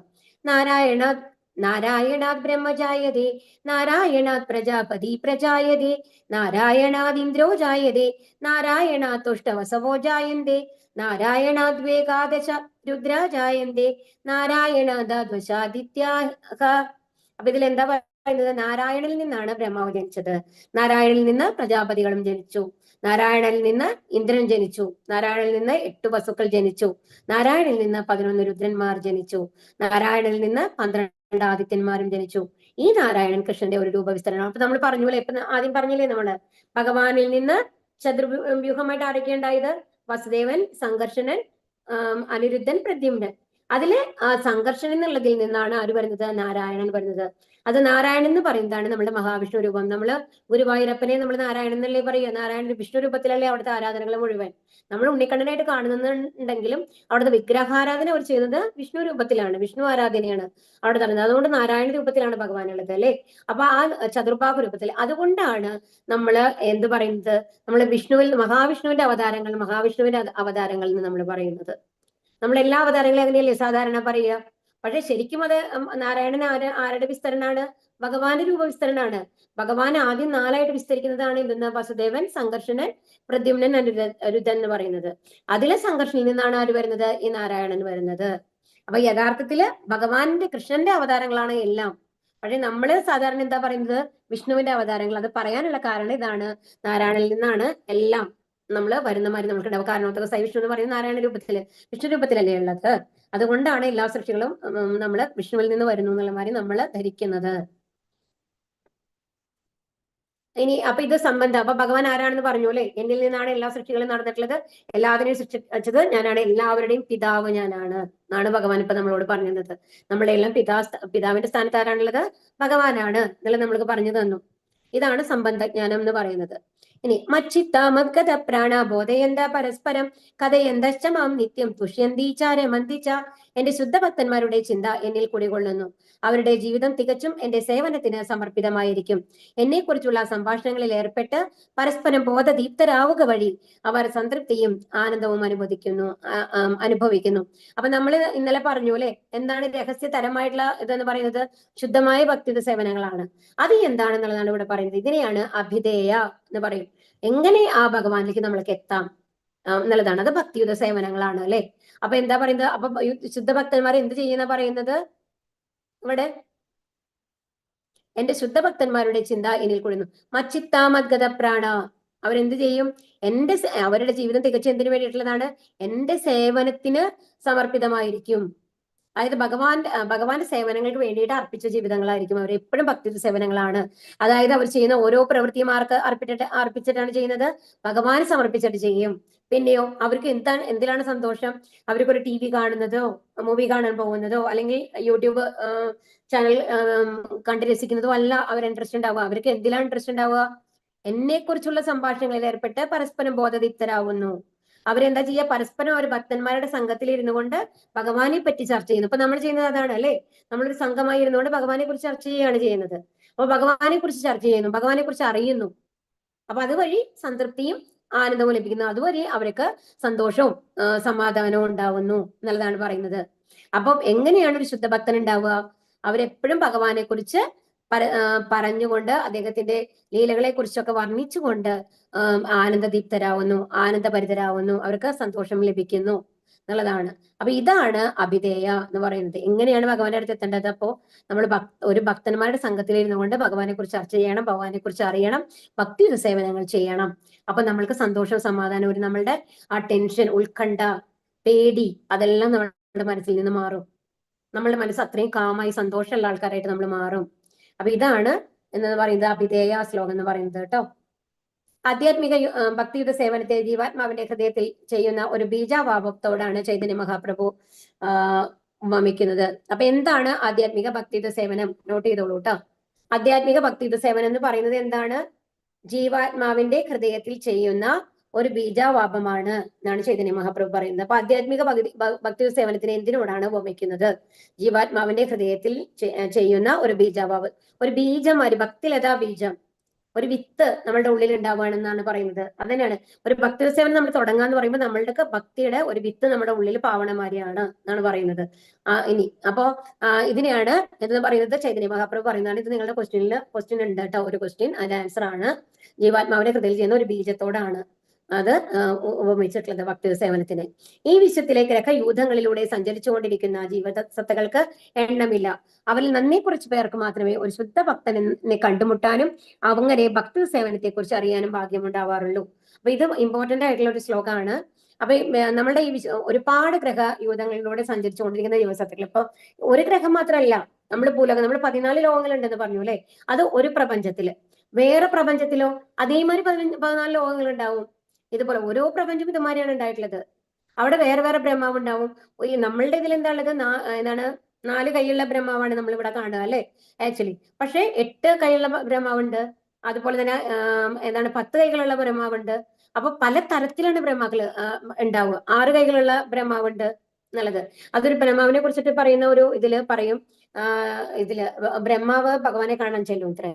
അപ്പൊ ഒരു തവണ വൈകുണ്ഠ ലോകത്തിലേക്ക് ചെല്ലാണ്. ഭഗവാനെ കാണാനായിട്ട് ചെല്ലുമ്പോ അവിടെ ചെന്ന് അവിടെ ജൈവജയന്മാര് ചോദിക്കും ആരാണ്? ഞാൻ ബ്രഹ്മാവ്. അപ്പം ബ്രഹ്മാവിന് അതിശയം, ഞാൻ ബ്രഹ്മാവല്ലേ, എല്ലാവർക്കും എന്നെ അറിയില്ലേ, ഞാനല്ലേ എല്ലാത്തിനെയും നിയന്ത്രിക്കുന്നത്. അപ്പൊ എന്തുകൊണ്ടാണ് ഇവർക്ക് എന്നെ മനസ്സിലാവാത്തത് എന്ന് പറഞ്ഞു. അപ്പൊ ഞാൻ പറഞ്ഞു ഞാൻ ബ്രഹ്മാവാണ്. അത് മനസ്സിലായി, ഏത് ലോകത്തെ ബ്രഹ്മാവാണ് എന്ന് ചോദിക്കും. അപ്പോഴാണ് ബ്രഹ്മാവിന് ഡൗട്ട് വരുന്നത്, ഇപ്പൊ വേറെ ബ്രഹ്മാവുണ്ടോ? ബ്രഹ്മാവിന് അറിയില്ലേ വേറെ ബ്രഹ്മാവുണ്ടോ എന്നുള്ളത് എന്ന് പറയും കേട്ടോ. അപ്പൊ അത് കഴിഞ്ഞിട്ട് പിന്നെ ശരി വരും എന്ന് പറഞ്ഞ് കടത്തി വിടും. കടത്തി ഉള്ളിൽ ചെല്ലുമ്പോഴാണ് ബ്രഹ്മാവ് കാണുന്നത് അവിടെ ഭഗവാന്റെ മുമ്പിൽ ഇഷ്ടക്കണക്കിന് ബ്രഹ്മാവാണ്. ചിലവർക്ക് 8 കൈയാണ്, ചിലവർക്ക് 6 കൈയാണ്, ചിലവർക്ക് 10 കൈയാണ്. അപ്പോഴാണ് ബ്രഹ്മാവിന് മനസ്സിലാവുന്നത്, ഓ ഞാൻ എന്ന് പറയുന്ന ഒരു പോസ്റ്റ് മാത്രമാണ്. ഈ ഒരു പ്രപഞ്ചത്തിലെ കാര്യങ്ങൾ നോക്കാനുള്ള ഒരു ചുമതല മാത്രമാണ് ഒരു ബ്രഹ്മാവിനുള്ളൂ. വേറെ ഇതെല്ലാം എന്ന് പറയും. ഇപ്പൊ സൂര്യദേവൻ എന്ന് പറഞ്ഞാൽ ഒരു പോസ്റ്റ് നമ്മൾ അന്ന് പറഞ്ഞു അല്ലെ, PS1 എന്നുള്ള സൂര്യദേവൻ എന്നല്ലേ അന്ന് പറഞ്ഞത്, ഞാൻ ഉപദേശിച്ചത്. അപ്പൊ ഇതെല്ലാം വന്നിട്ട് അതത് കാലത്തെ പോസ്റ്റാണ്. ഒരു ബ്രഹ്മാവിന്റെ ജീവിതം കഴിഞ്ഞു കഴിഞ്ഞാൽ ആ ബ്രഹ്മാവിന്റെ ഇത് കഴിഞ്ഞു. അടുത്ത ഇതൊക്കെ സൃഷ്ടി നടക്കുന്ന സമയത്ത് വേറെ ബ്രഹ്മാവാണ് ഉണ്ടാവുക. അങ്ങനെയാണ് പോകുന്നത്. ഇനി ഇൻ കേസ് ബ്രഹ്മാവിന് യോഗ്യതയുള്ള ആരും ഇല്ലെങ്കിൽ എന്തുണ്ടാവും? ഭഗവാൻ തന്നെ ആ പോസ്റ്റ് ഏറ്റെടുക്കും എന്നാണ് പറയുന്നത് ആ യുഗത്തില്. അപ്പൊ ഇങ്ങനെയാണ് പോകുന്നത്. അപ്പോ ഇതെന്താ പറയുന്നത്? അപ്പൊ ഒരു വിത്ത് നമ്മളുടെ ഉള്ളില് വിതച്ച മാതിരിയാണ് എന്നുള്ളതാണ്. അപ്പൊ അതില് ഇപ്പൊ ഒരുപാട് ഗ്രഹങ്ങളുണ്ട്. അതിലത്തെ വളരെ കുറച്ച് ആൾക്കാർക്ക് മാത്രമാണ് ഈ ഭഗവാനെ കുറിച്ച് അറിയണം, ഭഗവാന്റെ അടുത്ത് പോകണമെന്നുള്ള ആഗ്രഹം വരുള്ളൂ, ആ ഭക്തി അതിനുള്ള ഭാഗ്യം ലഭിക്കുള്ളൂ. അപ്പൊ പക്ഷെ ഈ ഭാഗ്യം ലഭിക്കണമെങ്കിൽ ആരുടെ അനുഗ്രഹം വേണം? ഗുരു കൃഷ്ണ ബ്രഹ്മാണ്ഡേ ബ്രഹ്മിതേ കോനെ കോയി ഭാഗ്യവാൻ ഗുരു കൃഷ്ണ കൃപയെ പായി ഭക്തി ലതാ ബീജ് എന്നാണ്. കോനോ ഭാഗ്യവാൻ ജീവ് എന്ന് പറയും. ഏതെങ്കിലും ഒരു ജീവൻ, ഭാഗ്യവാനായിട്ടുള്ള ജീവൻ എന്താണ് ഈ ഭക്തി സേവനം ചെയ്യാനുള്ള ഒരു ഭാഗ്യം കിട്ടും. അപ്പൊ നമ്മൾ ഇവിടെ ഇരിക്കുന്ന ഈ ഓരോരുത്തരും എത്ര ഭാഗ്യം ചെയ്ത ആൾക്കാരാണെന്ന് ആലോചിച്ച് നോക്കൂ. എത്രയോ ആൾക്കാരുണ്ട് അല്ലെ, ലക്ഷക്കണക്കിന് ആൾക്കാരുണ്ട് നമ്മളുടെ ഇന്ത്യയിൽ തന്നെ എടുത്തു കഴിഞ്ഞാലും. അതിൽ എത്ര പേര് ഭഗവത്ഗീത പഠിക്കണം അല്ലെങ്കിൽ ഭാഗവതം പഠിക്കണം എന്നുള്ള ഇൻട്രസ്റ്റോട് കൂടിയിട്ട് വരുന്നുണ്ട്? ഇല്ല അല്ലേ, വളരെ കുറവല്ലേ. അപ്പൊ അതിനും ഭഗവാന്റെ അനുഗ്രഹം ഉണ്ടാവണം, ഗുരുവിന്റെ അനുഗ്രഹം ഉണ്ടാവണം, ഒരു ശുദ്ധ ഭക്തരെ കണ്ടുമുട്ടണം.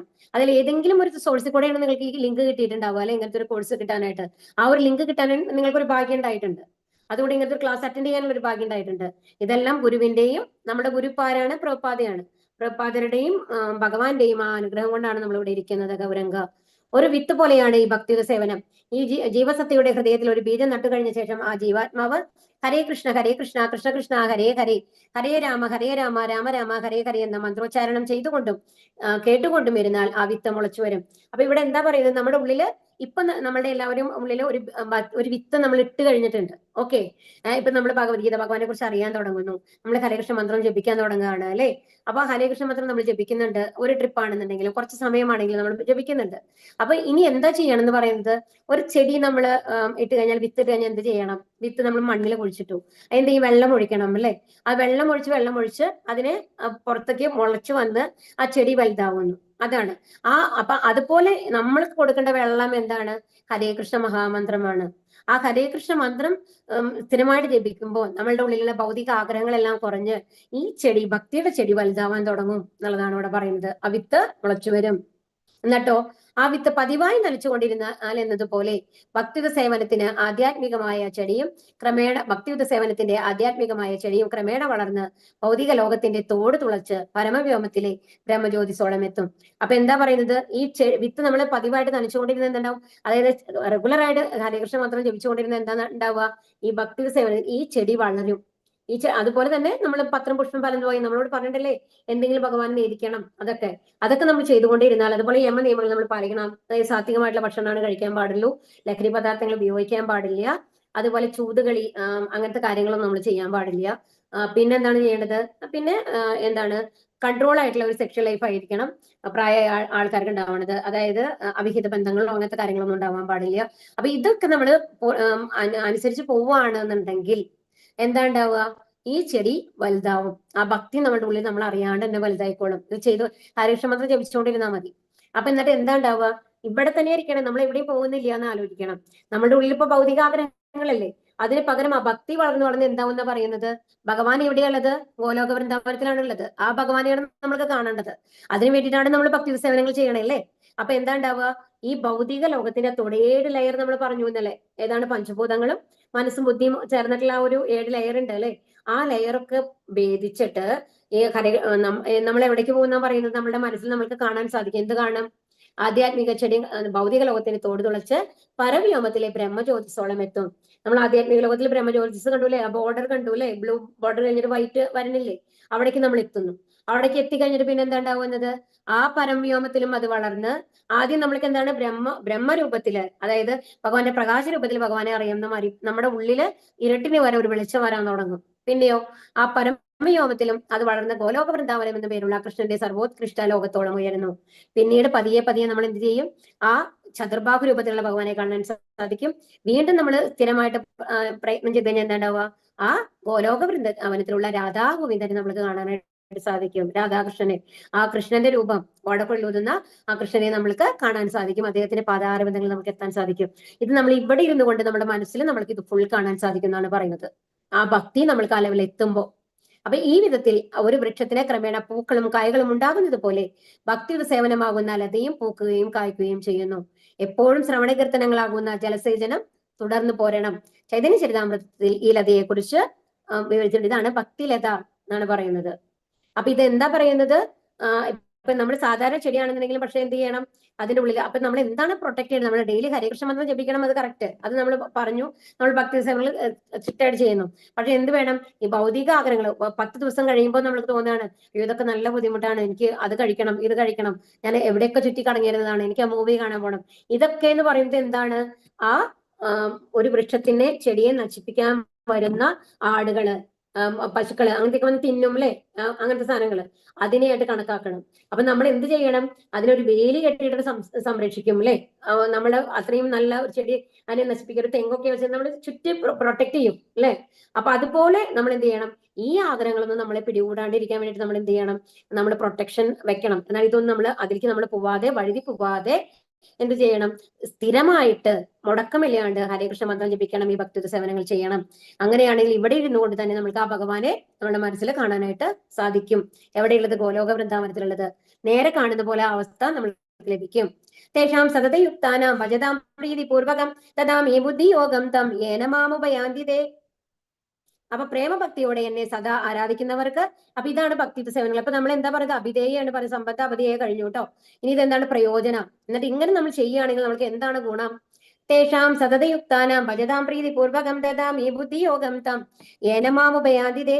പ്രേമഭക്തിയോടെ എന്നെ സദാ ആരാധിക്കുന്നവർക്ക് എന്നെ പ്രാപിക്കാൻ ഉതകുന്ന ബുദ്ധിവിശേഷം ഞാൻ നൽകും. അപ്പൊ ഇവിടെ ഭഗവാൻ എന്താ പറയുന്നത്, അങ്ങനെ പ്രേമഭക്തിയോടെ എന്നെ ആരാധിക്കുകയാണെന്നുണ്ടെങ്കിൽ തീർച്ചയായിട്ടും എന്നെ ഭഗവാൻ തന്നെ, ഇനിയിപ്പോ നമ്മൾ ഇത് ചെയ്താൽ മതി. നമ്മൾ എങ്ങനെ ഭഗവാനെ കാണാം, ഭഗവാനെ അറിയാം എന്നുള്ളതൊന്നും നമ്മൾ അറിയിച്ചു ചെയ്യേണ്ട ആവശ്യമില്ല. എന്നാണ് ഭഗവാൻ ആ ബുദ്ധി തരും എന്നാണ് പറയുന്നത്. ഇത് ചെയ്യാൻ തുടങ്ങുമ്പോൾ തന്നെ ആ ചെടി വളരാൻ ഉതകുന്ന ബുദ്ധിവിശേഷം ആര് തരും, ഭഗവാൻ തരാം. ഭക്തി വളർത്താനുള്ള ബുദ്ധിവിശേഷം ഭഗവാൻ തന്നെ തരും. അപ്പൊ ഇതിൽ നിന്ന് എന്താണ് നമ്മൾക്ക് മനസ്സിലാക്കേണ്ടത്, ഭഗവാന്റെ അനുഗ്രഹം ഇല്ലാണ്ട് നമ്മൾക്ക് ഒരിക്കലും നമുക്ക് ഭക്തി ലഭിക്കാൻ സാധിക്കില്ല, ഭഗവാന്റെ അടുത്തെത്താൻ സാധിക്കില്ല. ഭഗവാന്റെ കാരുണ്യം വേണം. അപ്പൊ അതിനു വേണ്ടിയിട്ടുള്ള പ്രയത്നങ്ങളാണ്. അപ്പൊ നമ്മൾ അതിന് വേണ്ടിയിട്ട്, അപ്പൊ നമ്മളൊരു അമ്പലത്തിന്റെ നട, ഗുരുവായൂർ അമ്പലത്തിൽ പോയിട്ടുള്ള ആൾക്കാരായിരിക്കും അല്ലെ എല്ലാവരും.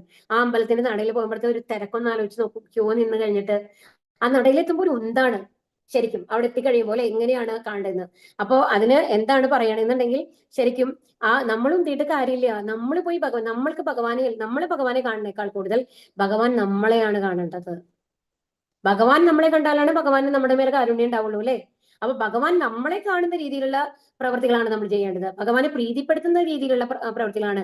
മറ്റുള്ളവരെ തള്ളി മാറ്റിയിട്ട് ഞാൻ ഏറ്റവും ആദ്യമായി ഭഗവാനെ കണ്ടിട്ട് കാര്യമില്ല, ഭഗവാൻ നമ്മളെ കാണണ്ടേ. അപ്പൊ ഭഗവാൻ നമ്മളെ കാണുന്ന രീതിയിലുള്ള പ്രവൃത്തികളാണ് നമ്മൾ ചെയ്യേണ്ടത്. മറ്റുള്ളവരോട് കാരുണ്യമായിട്ട്, ആരെയും ഉന്തിയും തള്ളാൻ പോവാണ്ട്. നമ്മൾ ഏറ്റവും ബാക്കിൽ നിന്ന് കഴിഞ്ഞാലും ഒരു ദിവസം നമ്മൾ ഭഗവാനെ കണ്ടിട്ടില്ലെങ്കിലും ഭഗവാൻ നമ്മളെ കണ്ടിട്ടുണ്ടാവും, നമ്മുടെ പ്രവൃത്തികളിൽ കൂടി, നമ്മുടെ ഭാവത്തിൽ കൂടി. അതാണ് നമ്മൾ മനസ്സിലാക്കേണ്ടത്. അപ്പോ എന്താണ്, ഭഗവാൻ നമ്മൾക്ക് അതിനുള്ള ബുദ്ധിവിശേഷം ഞാൻ തരും എന്നാണ് ഇവിടെ പറയുന്നത്. ഇവിടെ ധ്രുവനെയാണ് കാണിക്കുന്നത്. അപ്പൊ ധ്രുവ രാജാവിന്റെ കഥ നമ്മൾ പറഞ്ഞിട്ടുണ്ടല്ലോ അല്ലെ. സുനീതി, സുരുചി. ഉത്താനപാല മഹാരാജാവിന് 2 ഭാര്യമാരാണ്. അപ്പൊ ആദ്യത്തെ ഭാര്യയിലെ മോനാണ് ആര്, ധ്രുവൻ. അപ്പം രണ്ടാമത്തെ ഭാര്യയ്ക്കാണെന്നുണ്ടെങ്കിൽ ഒട്ടും ഇഷ്ടമല്ല ഈ ആദ്യത്തെ ഭാര്യയും മകനും. രാജാവിനും രണ്ടാമത്തെ ഭാര്യയോടാണ് കുറച്ച് താല്പര്യം കൂടുതൽ. അപ്പൊ ഏകദേശം ഒരേ പ്രായമാണ് 2 മക്കളും. പക്ഷെ അപ്പം ഈ ഉത്താനപാല മഹാരാജാവ് രണ്ടാമത്തെ മകനെ മടിയിൽ വെച്ച് കൊഞ്ചിച്ചുകൊണ്ടിരിക്കുമ്പോ ധ്രുവൻ ഓടി വരികയാണ്. ചെറിയ കുട്ടിയാണ്, 5 വയസ്സേ ഉള്ളൂ. അപ്പൊ ഈ ഓടി വന്നിട്ട് പറയും, എന്നീ മടിയിലിരുത്ത് വച്ചാന്ന് പറയും. അപ്പോ രാജാവിന് വിരോധമില്ല, പക്ഷെ രണ്ടാമത്തെ ഭാര്യ സമ്മതിക്കില്ല. ഞാനാണ് ഉത്താനപാല മഹാരാജാവിന്റെ ഭാര്യ, അതുകൊണ്ട് എന്റെ മകനാണ് ഇവിടെ സ്ഥാനമുള്ളൂ, രാജ്യം കിട്ടാൻ പോണതും അവനാണ്, ഇവിടെ നീ പോയിക്കോ എന്ന് പറഞ്ഞിട്ട് ആട്ടി പറഞ്ഞയക്കുകയാണ്. സങ്കടാവും, 5 വയസ്സുള്ള കുട്ടിയല്ലേ. അപ്പൊ ധ്രുവൻ എന്ത് ചെയ്യും, അമ്മയുടെ അടുത്ത് വന്നിട്ട് കരഞ്ഞു പറയും, ഇങ്ങനെയൊക്കെ നടന്നു അമ്മ എന്ന് പറയും. അപ്പൊ അമ്മ ഭയങ്കര ശുദ്ധഭക്തയാണ്, നല്ല ഭക്തയായിട്ട് ഒരു സ്ത്രീയാണ്. അപ്പൊ അമ്മ പറയാണ്, മകനെ ഇതിനൊക്കെ ഇതെന്നൊക്കെ പറയുന്നത് ഭഗവാൻ നിശ്ചയിച്ച മാതിരിയാണ് നമ്മുടെ ലൈഫ് ഉണ്ടാവുക. അപ്പൊ ഇതിനൊരു പരിഹാരം വേണമെന്നുണ്ടെങ്കിൽ നീ ഭഗവാന്റെ അടുത്ത് തന്നെ പോകണം, ഭഗവാനെ തപസ് ചെയ്യണം എന്ന് പറയാണ്. അപ്പൊ അമ്മോട് ചോദിക്കും, അതിന് എവിടെയാണ് ഭഗവാൻ, എങ്ങനെയാണ് ഞാൻ കാണാൻ പറ്റുക ചോദിക്കുമ്പോൾ പറയും, കാട്ടിൽ പോയിട്ട് വേണം നീ ഭഗവാനെ തപസ് ചെയ്യാൻ എന്ന് പറയാണ്. ഉടനെ തന്നെ വീട്ടിൽ നിന്ന് ഇറങ്ങും ധ്രുവൻ ഇറങ്ങുമ്പോഴാണ്, പോയി ഒരു വ്യക്തി കാട്ടിന്റെ അവിടെ എത്തുമ്പോഴാണ് നാരദ മഹർഷി വരുന്നത്. ഇങ്ങനത്തെ എല്ലാവരും മൂലം ശുദ്ധഭക്തനായുള്ള നാരദ മഹർഷിയാണ് അവരൊക്കെ തേടി ചെയ്യുന്നത് കേട്ടോ. അപ്പൊ നാരദ മഹർഷി വന്നിട്ട് ചോദിക്കും, ധ്രുവനോട് പറയും, എനിക്കിങ്ങനെ കാണണം, അച്ഛനെ കാണണം, അതുകൊണ്ട് അല്ല എനിക്ക് വന്നിട്ട് രാജ്യം കിട്ടണം, അവരെന്നെ ഇങ്ങനെ പറഞ്ഞു വെച്ചു, അതുകൊണ്ട് എനിക്ക് ഭഗവാനെ തപസ് ചെയ്യണം എന്ന് പറയും. അപ്പൊ നാരദർ പറയും, നീ ചെറിയ കുട്ടിയാണ്, 5 വയസ്സായിട്ടേ ഉള്ളൂ, അവനെ എനിക്ക് കുറച്ചും കൂടി കാലം വലുതാവട്ടെ, ഇവിടെ വന്യമൃഗങ്ങളുണ്ട്, അതൊക്കെ പിടിച്ചു തിന്നാനുള്ള ചാൻസ് എന്ന് അവർ കുറെ പറഞ്ഞു നോക്കും. പക്ഷെ ദൃഢനിശ്ചയമാണ് ധ്രുവന്. ഇല്ല എന്ന് പറയുമ്പോൾ അവസാനം ഇത് നാമം ചൊല്ലൂ എന്ന് പറഞ്ഞിട്ട് ഉപദേശിച്ചു കഴിഞ്ഞിട്ട് ആ ശുദ്ധഭക്തന്റെ ഉപദേശത്തോട് കൂടിയിട്ട് ഭഗവാനെ തപസ് ചെയ്യാണ്. ആദ്യം എന്താണ് അവിടുത്തെ കുറച്ചുള്ള പഴങ്ങളൊക്കെ കഴിക്കും. പിന്നെ 6 മാസമാണ് ധ്രുവന്റെ തപസ് എന്ന് പറയുന്നത്. പിന്നെ എന്ത് ചെയ്യും? അത് ഉപേക്ഷിച്ച് വെള്ളം മാത്രമാവും. അതിനുശേഷം വെള്ളം നിർത്തി ശ്വാസോച്ഛ്വാസം മാത്രമാവും. അതും കഴിഞ്ഞ് ആ ശ്വാസം നിർത്തുന്ന ലെവലിൽ എത്തുമ്പോൾ ചൂടാവും എന്നാണ് പറയുന്നത് ഭൂമി. ഹിരണ്യാക്ഷന്റെയും ഹിരണ്യകശിപിന്റെയും ഒക്കെ കേസിൽ ഇങ്ങനെയാണ് കേട്ടോ ഉണ്ടാവുക. അപ്പൊ എന്നിട്ട് ഭഗവാൻ പ്രത്യക്ഷപ്പെടുകയാണ്. ഭഗവാൻ വളരെ സന്തോഷമായിട്ടാണ് വരുന്നത്. അപ്പൊ ഭഗവാൻ വന്നു കഴിഞ്ഞിട്ട് എന്നിട്ട് തന്റെ ശംഖ് കൊണ്ട് ഒന്ന് തൊടും എന്നാണ് പറയുന്നത് കുട്ടിയെ. അപ്പൊ അത് കാണും. അത് ആ ഒരു സ്പർശനത്തോട് കൂടിയിട്ട് ധ്രുവന്റെ ഉള്ളിലത്തെ എല്ലാ ഭൗതിക ആഗ്രഹങ്ങളും മാറുകയാണ്. ഭഗവാൻ കാല് നമസ്കരിക്കും, നിനക്ക് എന്ത് വേണം നീ ചോദിച്ചോളൂ, നിനക്ക് തരാമെന്ന് പറയാണ് ഭഗവാൻ. അപ്പൊ പറയും, എനിക്ക് ഒന്നും വേണ്ട, ഞാൻ എത്ര വിഡ്ഢിയാണ്, അങ്ങയുടെ എന്താണ് പരമദിവ്യോധഭൂഷനായിട്ടുള്ള അങ്ങയുടെ ദർശനത്തിന് അടുത്ത് വന്നു കഴിഞ്ഞിട്ട് ഞാൻ എനിക്കൊരു തുച്ഛമായിട്ടുള്ള ഒരു രാജ്യമാണല്ലോ ഞാൻ ചോദിക്കണം എന്ന് വിചാരിച്ചിട്ട് വന്നത്. എനിക്ക് എന്നെ കുറിച്ച് ആലോചിച്ചാൽ തന്നെ എനിക്ക് നാണാവാണ് എന്ന് പറയണം ധ്രുവൻ. എനിക്ക് ഒന്നും വേണ്ട, എപ്പോഴും അങ്ങയുടെ കാലടികൾ സ്പർശിക്കാനുള്ള ഒരു അനുഗ്രഹം എനിക്ക് ഉണ്ടായാൽ മതി, അദ്ദേഹത്തിന് അങ്ങയുടെ ഓർമ്മ എനിക്ക് എപ്പോഴും ഉണ്ടായാൽ മതി എന്ന് പറയാണ് ധ്രുവൻ. അത് കഴിഞ്ഞിട്ട് ധ്രുവനെ അനുഗ്രഹിച്ചിട്ട് തിരിച്ചു പറഞ്ഞേക്കാണ്, നീ രാജ്യം ഭരിക്കണം എന്നൊക്കെ പറഞ്ഞിട്ട്. അത് കഴിഞ്ഞിട്ട് ധ്രുവൻ ഇതിലെ ഏറ്റവും ഇതായിട്ട്, ഇതൊക്കെ കഥ നമ്മൾ എല്ലാവരും കേൾക്കുന്നതാണ്. അതിലെ പോയിന്റ് നമ്മൾ നോട്ട് ചെയ്യേണ്ടത് എന്താണെന്നുണ്ടെങ്കിൽ, അത് കഴിഞ്ഞ് തിരിച്ചു വരുമ്പോൾ ആ രാജ്യത്തിലെ എല്ലാവരും പുഷ്പവൃഷ്ടിയോട് കൂടിയിട്ടാണ് ധ്രുവനെ സ്വീകരിക്കുന്നത്. ആ ഭഗവാന്റെ അനുഗ്രഹം കിട്ടി വരുന്ന ധ്രുവനെ. അതായത് ഇത്രയും ആ രണ്ടാമത്തെ അമ്മയായിട്ടുള്ള സുനി എന്താണ് വരയ്ക്കുമ്പോൾ എല്ലാവരും എന്നിട്ട് രാജാവാക്കാണ് ചെയ്യുന്നത് ആരെ? ധ്രുവനെ. അപ്പൊ ഒന്ന് ആലോചിച്ച് നോക്കൂ, ആ ഭഗവാന്റെ അനുഗ്രഹം കിട്ടിക്കഴിഞ്ഞാൽ നമ്മുടെ ശത്രുക്കളെല്ലാം മിത്രമായി മാറുകയാണ്. നമ്മൾ ഒന്നും ചെയ്തിട്ടില്ല, വേറെ ഒന്നും ചെയ്തില്ല. ഭഗവാനെ പ്രാർത്ഥിച്ച് ഭഗവാൻ അനുഗ്രഹമാകുക മാത്രമാണ് ആര് ചെയ്തത്? ധ്രുവൻ ചെയ്തത്. പക്ഷെ എല്ലാവരും ഭഗവാൻ സുഹൃത്തുക്കളായി മാറി അല്ലേ? അത്രയും എതിരായിട്ടിരുന്ന ആ രണ്ടാനമ്മ, അവരുടെ മകൻ, എല്ലാവരും ഇപ്പൊ ധ്രുവനെ അത്രയും സന്തോഷത്തോടു കൂടിയിട്ടാണ് സ്വീകരിക്കുന്നത്. അതാണ് ഭഗവാന്റെ അനുഗ്രഹം എന്ന് പറയുന്നത്. ഭഗവാന്റെ അനുഗ്രഹം കിട്ടുമ്പോൾ നമ്മുടെ ചുറ്റുമുള്ള ആ ഒരു ഇതും കൂടി നമ്മൾക്ക് എല്ലാം നല്ലതായിട്ട് മാറും എന്നുള്ളതാണ്. അപ്പൊ ഇതാണ്, അപ്പൊ ഭഗവാന് കിട്ടും എന്നുള്ളതാണ്. ഇതാണ് പ്രയോജനം എന്ന് പറയുന്നത് കേട്ടോ. വിശ്വാസിനായ ആധ്യാത്മിക ഗുരുവുണ്ടായാലും ഒരു ആധ്യാത്മിക സംഘടനയിൽ ഉൾപ്പെട്ടാലും ശരി, മുന്നേറാൻ ഉതകുന്ന ബുദ്ധിശക്തി ഒരാൾക്കില്ലെങ്കിൽ അയാൾക്ക് കൃഷ്ണൻ അന്തര്യാമിയായിരുന്ന ഉപദേശങ്ങൾ നൽകുന്നു. അങ്ങനെ ആ ഭക്തനും അവസാനത്തിൽ പ്രയാസം കൂടാതെ ഭഗവാനിൽ എത്തിച്ചേരാൻ ഇടവരുന്നു. നിരന്തരം കൃഷ്ണാവബോധത്തോടെ ജീവിക്കുകയും പ്രേമഭക്തിയോടെ കൃഷ്ണന്റെ സേവ ചെയ്യുകയുമാണ് ആവശ്യമായ യോഗ്യത. ഭക്തൻ കൃഷ്ണന് വേണ്ടി എന്തെങ്കിലും പ്രവൃത്തി ചെയ്യണം. അതാണ്, എന്തെങ്കിലും ഭക്തി സേവനങ്ങൾ നമ്മൾ ചെയ്യണം. അത് പ്രേമപൂർവ്വമാവുകയും വേണം. ആത്മസാക്ഷാത്കാരത്തിന്റെ മാർഗത്തിൽ മുന്നോട്ട് പോകാൻ തക്ക ബുദ്ധിശക്തി ഇല്ലെങ്കിലും ഭക്തിപൂർവകമായ ഭഗവത് സേവനത്തിൽ നിർവ്യാജം ഏർപ്പെട്ടുകൊണ്ടിരുന്നാൽ അയാൾക്ക് പുരോഗതിക്കും ഭഗവത് സന്നിധി പോകുന്നതിനുമുള്ള അവസരം കൃഷ്ണൻ നൽകിക്കൊള്ളും. അതാണ്, നമ്മൾ അറിഞ്ഞുകൊണ്ടായാലും അറിയാണ്ടായാലും ഭഗവാന് വേണ്ടിയുള്ള സേവനങ്ങൾ നമ്മൾ ചെയ്തുകൊണ്ടിരുന്ന എന്ത് ചെയ്യും? അതിനുള്ള അനുഗ്രഹം ഭഗവാൻ തരും, ആ ബുദ്ധി നമ്മൾക്ക് തരും, എല്ലാ സാഹചര്യങ്ങളും ഭഗവാൻ ഒരുക്കി തരും എന്നുള്ളതാണ് ഇവിടെ പറയുന്നത്. തേഷാമേവാനുകമ്പാർത്ഥ മഹാമജ്ഞാനജം തമക നാശയാമ്യാത്മഭാവസ്ഥോ ജ്ഞാനദീപേന ഭാസ്വത. അപ്പൊ എന്താ പറയുന്നത്? അവരിൽ സവിശേഷാനുകമ്പയോടെ അവരോട് ഒരുപാട് സ്നേഹപൂർവ്വം. ഇവിടെ പരീക്ഷിത് മഹാരാജാവിനെയാണ് കാണിക്കുന്നത് അല്ലെ? പരീക്ഷിത് മഹാരാജാവ് സർപ്പ കടിയേൽക്കും എന്നുള്ളത് ശൃംഗിയുടെ കയ്യിൽ നിന്ന് ശാപം കിട്ടി വരികയാണ്. അപ്പൊ ഇവിടെ വരുമ്പോ എന്താണ്? സുഖദേവ ഗോസ്വാമി സ്വയമാണ് വരുന്നത് പരീക്ഷിത് മഹാരാജാവിന്റെ അടുത്തേക്ക്. പരീക്ഷിത് മഹാരാജാവ് ഏത് ഋഷിമാരും അവിടെ വിളിച്ചു കൂട്ടുന്നില്ല. വ്യാസരായാലും ശരി, നാരായണരായാലും ശരി, ഈ ലോകത്തിലുള്ള സകല മഹർഷി വര്യന്മാരും എന്താണ് അടുത്ത് സംഭവിക്കാൻ പോകുന്നത് അറിയാൻ വേണ്ടിയിട്ട് പരീക്ഷത്തിന്റെ അടുത്തേക്ക്, പരീക്ഷയോടുള്ള ആ സ്നേഹത്തോട് കൂടിയിട്ട് അവർക്ക് വേണ്ടി പ്രാർത്ഥിക്കാൻ വേണ്ടിയിട്ട് ഇത്രയും ആൾക്കാർ വന്നത്, സ്വയം വന്നതാണ് അവരെല്ലാവരും. അത് അപ്പോഴാണ് സുഖദേവ ഗോസ്വാമി സ്വയം അവിടെ വരുന്നത്. എന്നിട്ടാണ് സുഖദേവ ഗോസ്വാമി ഭാഗവതം ഉപദേശിച്ചു കൊടുക്കുന്നത്. അപ്പൊ എന്താണ്? ഗർഭപാത്രത്തിൽ വെച്ചിട്ട് ഭഗവാനെ കണ്ടതാണല്ലേ പരീക്ഷിത്ത്. അങ്ങനെയുള്ള ഒരു പരീക്ഷത്തിന് ഭഗവാന്റെ അനുഗ്രഹം ഇല്ലാണ്ടിരിക്കൂ? അപ്പൊ ഭഗവാൻ തന്നെ എല്ലാം പറയും. ഒരു ഭാഗവതം കേൾക്കാനുള്ള അനുഗ്രഹം പരീക്ഷത്തിന് കൊടുക്കുന്നു. അതോടൊപ്പം നമ്മളെ പോലുള്ള ഓരോരുത്തർക്കും ഭഗവത്ധാമത്തിലേക്ക് എത്താനുള്ള വഴികൾ പറഞ്ഞു തരാനായിട്ടാണ് ഈ ഭാഗവതം വന്നത്. അപ്പൊ ഈ ഭഗവത്ഗീതയുടെ ഒരു പ്രാക്ടിക്കൽ ഡെമോൺസ്ട്രേഷൻ ആണ് ശരിക്കും പറഞ്ഞാല് ഭാഗവതം എന്ന് പറയുന്നത്. അപ്പൊ അതിനുള്ള അപ്പൊ എന്താ ചെയ്യാ? അപ്പൊ അങ്ങനെ ഭക്തന്മാരുടെ ഹൃദയത്തില് അതില് ഒരു ജ്ഞാനദീപം, അറിവിന്റെ ആ ദീപം ആര് തരും? ഭഗവാൻ തരും. ഇപ്പൊ പരീക്ഷത്തിന് ആരുടെ ത്രൂ ആണ് കൊടുത്തത്? സുഖദേവ് ഗോസ്വാമി മൂലമാണ്. അതുപോലെ നമ്മളുടെ ജീവിതത്തിൽ നമ്മൾ ആത്മാർത്ഥമായിട്ട് ഭക്തി സേവനങ്ങൾ ചെയ്യുകയാണെങ്കിൽ ഒരു ഗുരുവിനെ ഭഗവാൻ തരും, ഭഗവാനായിട്ട് കൊണ്ടുതരും. നമ്മൾ അതിനു വേണ്ടി പ്രത്യേക പ്രയത്നങ്ങളൊന്നും ചെയ്യേണ്ട ആവശ്യമില്ല. അപ്പൊ ഭഗവാൻ തന്നെ നമ്മുടെ മനസ്സിലെ ആ ഇരുട്ടിനെ മാറ്റിത്തരും എന്നുള്ളതാണ് പറയുന്നത്. അപ്പൊ ഈ 2 ശ്ലോകങ്ങൾ എന്താണ്? പ്രയോജന ആണ്. ജീവിതത്തിന് വേണ്ടുന്ന ഭൗതിക ആവശ്യങ്ങളെ പറ്റി ഭക്തൻ വിഷമിക്കേണ്ടതില്ല. കാരണം കുചേലന് സുദാമിന് എന്താണ് എല്ലാ ഭൗതിക സൗകര്യങ്ങളും ചെയ്തു കൊടുത്തു അല്ലെ ഭഗവാൻ.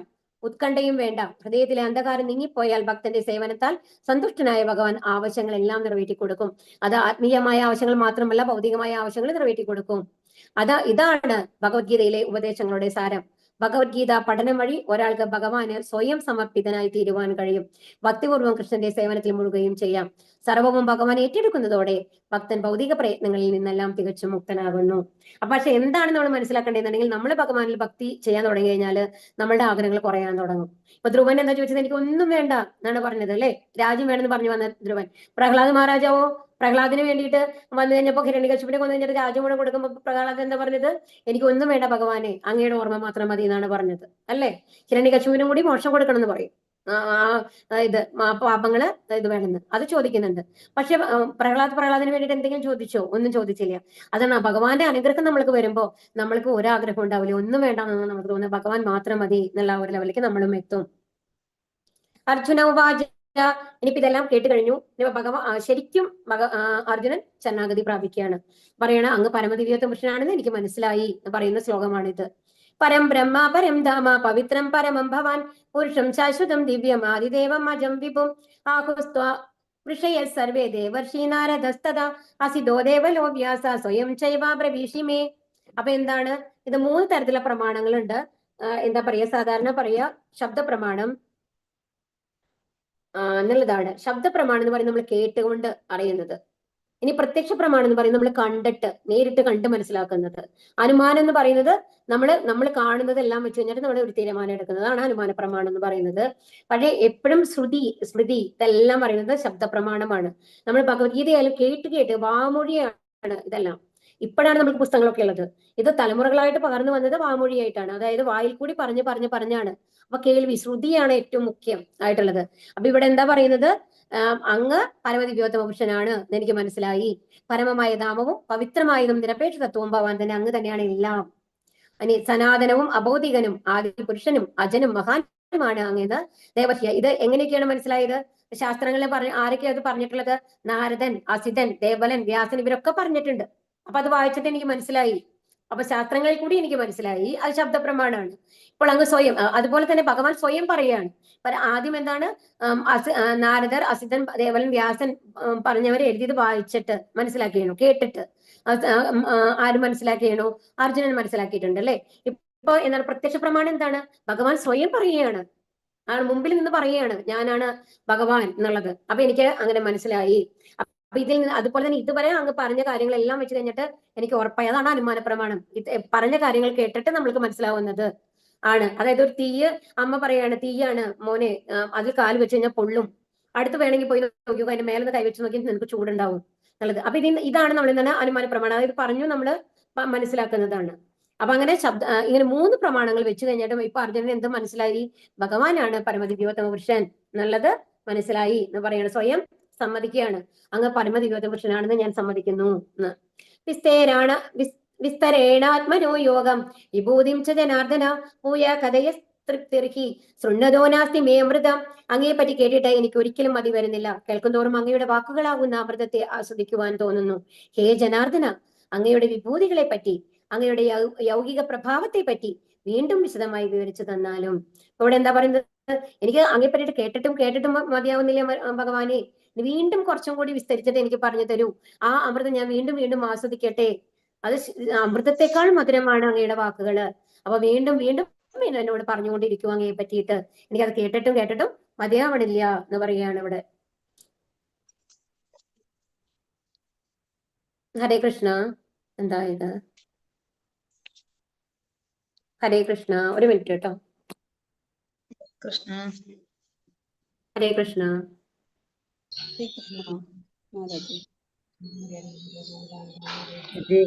മാതാജി. ഹരേ കൃഷ്ണ. ഒരു മിനിറ്റ്.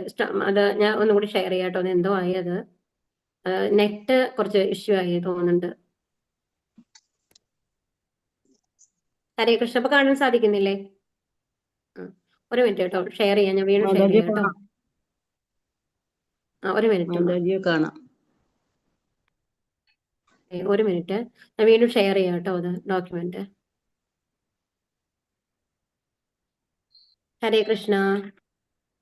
അപ്പൊ ഭഗവാൻ, അപ്പൊ ഇതാണ് അപ്പൊ ഇപ്പൊ പൂർണ്ണമായിട്ടും അർജുനൻ വന്നു കഴിഞ്ഞിട്ട് ഭഗവാന്റെ ഒരു എന്താ പറയാ ശരണാഗതി പ്രാപിച്ച ശിഷ്യനായിട്ട് മാറുകയാണ് ചെയ്യുന്നത് ഇവിടെ ഈ ശ്ലോകത്തിലൂടെ. അപ്പൊ അതാണ്, ഇതും ഇമ്പോർട്ടന്റ് ആയിട്ടുള്ള ശ്ലോകമാണ്.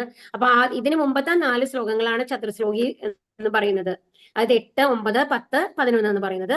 12 എന്ന് പറയുന്നത് ഇപ്പൊ സ്വയം എന്താണ് അർജുനൻ വന്നു കഴിഞ്ഞിട്ട് സ്വയം ഭഗവാനെ സമർപ്പിക്കുകയാണ്.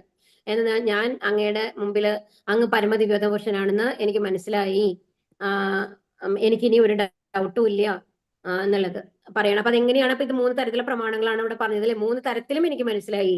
നേരിട്ട് അങ്ങ് പറഞ്ഞിട്ട് മനസ്സിലായി, പിന്നെ മഹർഷിമാര് പറഞ്ഞിട്ട് മനസ്സിലായി, പിന്നെ എങ്ങനെയാണ് മനസ്സിലായത്? ഈ പറഞ്ഞ അത്രയും കാര്യങ്ങൾ ഭഗവാൻ പറഞ്ഞു കൊടുത്തു അല്ലെ, അതിൽ നിന്ന് മനസ്സിലായി എന്ന് പറയാണ്. അപ്പൊ ഈ ആദ്യത്തെ ഈ 13 ശ്ലോകങ്ങൾ വരെയുള്ള ഇതാണ് ഇതിൽ ഏറ്റവും ഇമ്പോർട്ടന്റ് ആയിട്ടുള്ളത് അല്ലെ. അപ്പൊ ഇനി ഭഗവാൻ എങ്ങനെയാണ്, ഇനി അടുത്ത ഭാഗം എന്ന് പറയുന്നത് ഭഗവാന്റെ വിഭൂതികൾ പറയുകയാണ്. ഹരേ കൃഷ്ണ. ഇപ്പൊ കാണാൻ സാധിക്കുന്നുണ്ടല്ലോ അല്ലെ. ശ്രീ ഭഗവാനുവാച ഹന്തദേ കഥയിഷ്യാമി ദിവ്യാഖ്യാത്മ വിഭൂതയ പ്രാധാന്യത കുരു ശ്രേഷ്ഠ നാസ്ത്യന്തോ വിസ്തരസ്യ മേ. ശ്രീ ഭഗവാൻ പറഞ്ഞു, അർജുന, വാസുരങ്ങളായ എന്റെ വിഭൂതികളെ പറ്റി ഞാൻ ഇനി പറഞ്ഞു തരാം. പ്രാധാന്യമുള്ളവയെ പറ്റി മാത്രം വിസ്തരിക്കുകയാണെങ്കിൽ അവയ്ക്ക് അവസാനം ഉണ്ടാവില്ല. അപ്പൊ ഭഗവാൻ എന്താ പറയുന്നത്? ഇവിടെ 84 ഇവിടുത്തെ ഈ ഓരോ കാര്യങ്ങളും ഞാൻ പറയാൻ തുടങ്ങി കഴിഞ്ഞാൽ അവസാനേ ഇല്ല എന്റെ വിഭൂതികൾക്ക്. പക്ഷെ അതിൽ ഏറ്റവും ഇമ്പോർട്ടന്റ് ആയിട്ടുള്ള കാര്യങ്ങൾ നിങ്ങൾക്ക് എങ്ങനെ, അത് നമ്മൾക്കും കൂടി വേണ്ടിയിട്ടുള്ളതാണ്. ഈ പ്രകൃതിയിൽ ഓരോന്ന് കാണുമ്പോഴും എങ്ങനെ നമുക്ക് ഭഗവാനെ മനസ്സിലാക്കാം, ഭഗവാനാണ് അതിന് പിന്നിലെന്ന് മനസ്സിലാക്കാം എന്നുള്ളത് പറയുകയാണ് ഇവിടെ. അഹമാത്മാകുഢാകേശ സർവഭൂതാശയ സ്ഥിത അഹമാദിഷ്ട മദ്യം ച ഭൂതാനാമന്ത ഏവജ. ഹേ അർജുന, ജീവജാലങ്ങളുടെ എല്ലാം ഹൃദയത്തിൽ സ്ഥിതി ചെയ്യുന്ന പരമാത്മാവാണ് ഞാൻ. അവയുടെ തുടക്കവും മധ്യവും അവസാനവും ഞാനാകുന്നു. അപ്പൊ ഇതിൽ എന്താ പറയുന്നത്? എല്ലാവരുടെ ഹൃദയത്തിലും പരമാത്മാ രൂപത്തിൽ ഞാനുണ്ട്. അപ്പൊ അവയുടെ തുടക്കം, അതായത് ഈ പരമാത്മാ രൂപത്തിലുള്ള ഞാൻ വരുമ്പോഴാണ് ജീവിതം തുടങ്ങുന്നത്. പരമാത്മാവിന്റെ പ്രസൻസിലാണ് നമുക്ക് ആ ചൈതന്യം ഇല്ല. അപ്പൊ പരമാത്മാവ് നമ്മുടെ ഉള്ളിൽ വരുമ്പോഴാണ് നമുക്ക് ജീവ ചൈതന്യം, നമ്മുടെ ജീവൻ എന്ന് പറയുന്നത് നമ്മൾക്ക് വരുന്നത്. അപ്പൊ ഇനി അതിന്റെ മധ്യവും അതിനെ നിലനിർത്തുന്നത് ആരാണ്? ഭഗവാൻ തന്നെയാണ് അല്ലെ. ഇനി അവസാനം എന്ന് പറയുന്നത് എന്താണ്? മരണം വരുന്നതും ആരാണ്? നമ്മുടെ കയ്യിലാണോ നമ്മുടെ മരണം ഉള്ളത്? ഏത് നിമിഷമാണ് നമ്മുടെ മരണം വരുന്നത് നമുക്ക് അറിയൂ. അതാണ് കാലം എന്ന് പറയുന്നത്. അഹം കാലോസ്മി എന്ന് പറയുന്നുണ്ട് ഭഗവാൻ, ഞാൻ കാലമാകുന്നു എന്ന് പറയും. അപ്പൊ എന്താണ് കാലം? നമ്മളുടെ എത്ര കാലം ഓരോരുത്തരും ജീവിക്കുന്നു എന്നുള്ളത് തീരുമാനിക്കുന്നതും ആരാണ്? ഭഗവാനാണ്. അപ്പൊ ഇതിലാണ് ഇത് ഗുണാവതാരങ്ങളായിട്ട് സാധാരണ പറയും. ബ്രഹ്മാവാണ് സൃഷ്ടിയുടേതായിട്ട് പറയുക, ശിവനാണ് എന്താണ് നമ്മുടെ മരണത്തിന്റെ ഇതായിട്ട് വരിക. അതുപോലെ തന്നെ നിലനിർത്തുന്നത് വിഷ്ണുവായിട്ടാണ്. അപ്പൊ വിഷ്ണു സത്വഗുണമാണ്, ബ്രഹ്മാവ് രജോ ഗുണമാണ്. സൃഷ്ടി എന്ന് പറയുന്നത് ആക്ഷൻ ആണ്. അതുകൊണ്ട് ഇനി നശിപ്പിക്കുക എന്ന് പറയുന്നത് എന്താണ്? തമോ ഗുണത്തിലാണ് കേട്ടോ. അപ്പൊ ഇങ്ങനെയാണ് ഇതിനെ പറയുക സാധാരണ. അപ്പൊ എല്ലാം ചെയ്യുന്നത് ആരാണ്? ഇതെല്ലാം ഭഗവാനിൽ നിന്ന് വന്നവരാണ് ഇവരല്ലേ, ബ്രഹ്മാവായാലും ശിവനാണെന്നുണ്ടെങ്കിലും. അപ്പൊ എല്ലാത്തിന്റെയും തുടക്കവും മധ്യവും അവസാനവും ഞാനാണ്. ആദിത്യന്മാരുടെ കൂട്ടത്തിൽ വിഷ്ണുവും, ജ്യോതിസുകളിൽ ദീപ്തിമത്തായ സൂര്യനും, മരുത്തുക്കളിൽ മരീചിയും, നക്ഷത്രങ്ങളിൽ ചന്ദ്രനുമാണ് ഞാൻ. അപ്പൊ ഇവിടെ ആദിത്യന്മാരുടെ കൂട്ടത്തിൽ, അപ്പൊ ഇതിലെന്താ? ആദിത്യന്മാരിലെ വിഷ്ണുവാണ്, ജ്യോതിസുകളിൽ ദീപ്തിമത്തായ സൂര്യനാണ് അല്ലെ. അപ്പൊ ഈ സൂര്യപ്രകാശം ഇല്ല എന്നുണ്ടെങ്കിൽ നമ്മുടെ ജീവിതം നിലനിൽക്കില്ല. അതുപോലെ ചന്ദ്രന്റെ പ്രകാശം ഇല്ലെങ്കിലും നിലനിൽക്കില്ല എന്നാണ് പറയുന്നത്. നമ്മൾ സർവൈവ് ആവാനായിട്ട് പറ്റില്ല. നമ്മൾക്കേ അറിയാം, സയന്റിഫിക് ആയിട്ട് നോക്കിക്കഴിഞ്ഞാൽ ആ സൂര്യപ്രകാശത്തിൽ നിന്നാണ് കാർബൺ ഡൈ ഓക്സൈഡ് വായുവിൽ നിന്ന് എടുത്ത് സൂര്യപ്രകാശത്തിന്റെ ഇതുകൊണ്ടാണ് നമ്മൾക്ക് ചെടികളിൽ ഭക്ഷണം പാകം ചെയ്യാനായിട്ട് സാധിക്കുന്നത് അല്ലെ, ഫോട്ടോസിന്തസിസ് നടക്കുന്നത് നമ്മൾക്കറിയാം. അപ്പൊ നമ്മുടെ ഭൗതിക ലെവലിൽ നോക്കിക്കഴിഞ്ഞാൽ സൂര്യനിലാണ് നമ്മൾക്ക് എക്സിസ്റ്റൻസ് ഇല്ല നമ്മൾ മനസ്സിലാക്കണം. അപ്പൊ മരുത്തുക്കളിൽ മരീചിയാണ്, നക്ഷത്രങ്ങളിൽ ചന്ദ്രനാണ്. അതുപോലെ എന്താണ് ഈ വെജിറ്റബിൾസിലൊക്കെ ആ രുചി കൊടുക്കുന്നത് അതാണ്, ആ വെജിറ്റബിളിന്റെ രസം കൊടുക്കുന്നത് എന്താണ്? ചന്ദ്രന്റെ രശ്മികളാണെന്നാണ് പറയുന്നത്. ഇനി വേദങ്ങളിൽ സാമവേദവും, ദേവന്മാരിൽ ഇന്ദ്രനും, ഇന്ദ്രിയങ്ങളിൽ മനസ്സും, ജീവഗണനിൽ ജീവചൈതന്യവുമാണ് ഞാൻ. അപ്പൊ ഇത് എന്തിനാണ് ഇതൊക്കെ നമ്മളോട് പറയുന്നത്? അപ്പൊ ഏറ്റവും മഹത്തായതെല്ലാം സൂര്യനില്ലെങ്കിൽ നമുക്ക് നിലനിൽപ്പില്ല. അപ്പൊ ആ സൂര്യനെ കാണുമ്പോൾ നമുക്ക് എന്താ ആലോചിക്കാം?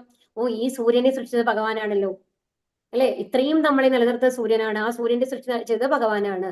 അതുപോലെ നക്ഷത്രങ്ങൾ ചന്ദ്രനെ കാണുമ്പോഴും ആ മനോഹരമായിട്ടുള്ള ആ അത് നമ്മൾക്കൊരു തണുപ്പ് തോന്നും അല്ലെ. ആ നിലാവൊക്കെ കാണാൻ നല്ല ഭംഗിയല്ലേ. ആ നിലാവ് കാണുമ്പോൾ നമ്മൾ ആരെ ഓർക്കാം? ഭഗവാനെ ഓർക്കാം. ഇനി വേദങ്ങളിൽ സാമവേദവും, ദേവന്മാരിൽ ഇന്ദ്രനും, ഇന്ദ്രിയങ്ങളിൽ മനസ്സും, ജീവഗണങ്ങളിൽ ജീവചൈതന്യവുമാണ് ഞാൻ. അതാണ്. അല്ലാന്നുണ്ടെങ്കിൽ നമ്മുടെ ആ ചൈതന്യം പോയി കഴിഞ്ഞാൽ നമ്മളുടെ ജഡവസ്തുവാണ് അല്ലെ. നിരുദ്രന്മാരിൽ വെച്ച് ശിവനാണ് ഞാൻ, യക്ഷരാക്ഷസരിൽ കുബേരനും പശുക്കളിൽ അഗ്നിയും പർവ്വതങ്ങളിൽ മേരുവുമാണ് ഞാൻ. ഹേ അർജുന, പുരോഹിതന്മാരിൽ പ്രധാനിയായ ബൃഹസ്പതിയും സേനാധിപരിൽ കാർത്തികേയനുമാണ് ഞാൻ. ജലാശയങ്ങളിൽ സമുദ്രവും ഞാൻ തന്നെ. നമുക്ക് സമുദ്രം നമ്മൾ നിന്ന് കാണുമ്പോൾ അതിന് എൻഡ് ഉണ്ടോ നമുക്കറിയില്ല. ഇപ്പൊ നമ്മൾ അതിനുള്ള ഒരു ബോട്ടോ എന്താണ് കപ്പലോ അങ്ങനത്തെ എന്തെങ്കിലും ഇതിൽ യാത്ര ചെയ്യുമ്പോഴാണ് നമുക്ക് ഒരു അതിർത്തികളുണ്ട്, അപ്പുറത്ത് വേറെ ഭൂഖണ്ഡങ്ങൾ ഉണ്ട് നമ്മൾക്ക് മനസ്സിലായത് അല്ലേ. ഇപ്പൊ അല്ലാന്നുണ്ടെങ്കിൽ നമ്മൾക്ക് ഈ സമുദ്രം അനന്തമായിട്ടല്ലേ നമ്മൾ കണ്ടുകൊണ്ടിരിക്കുക.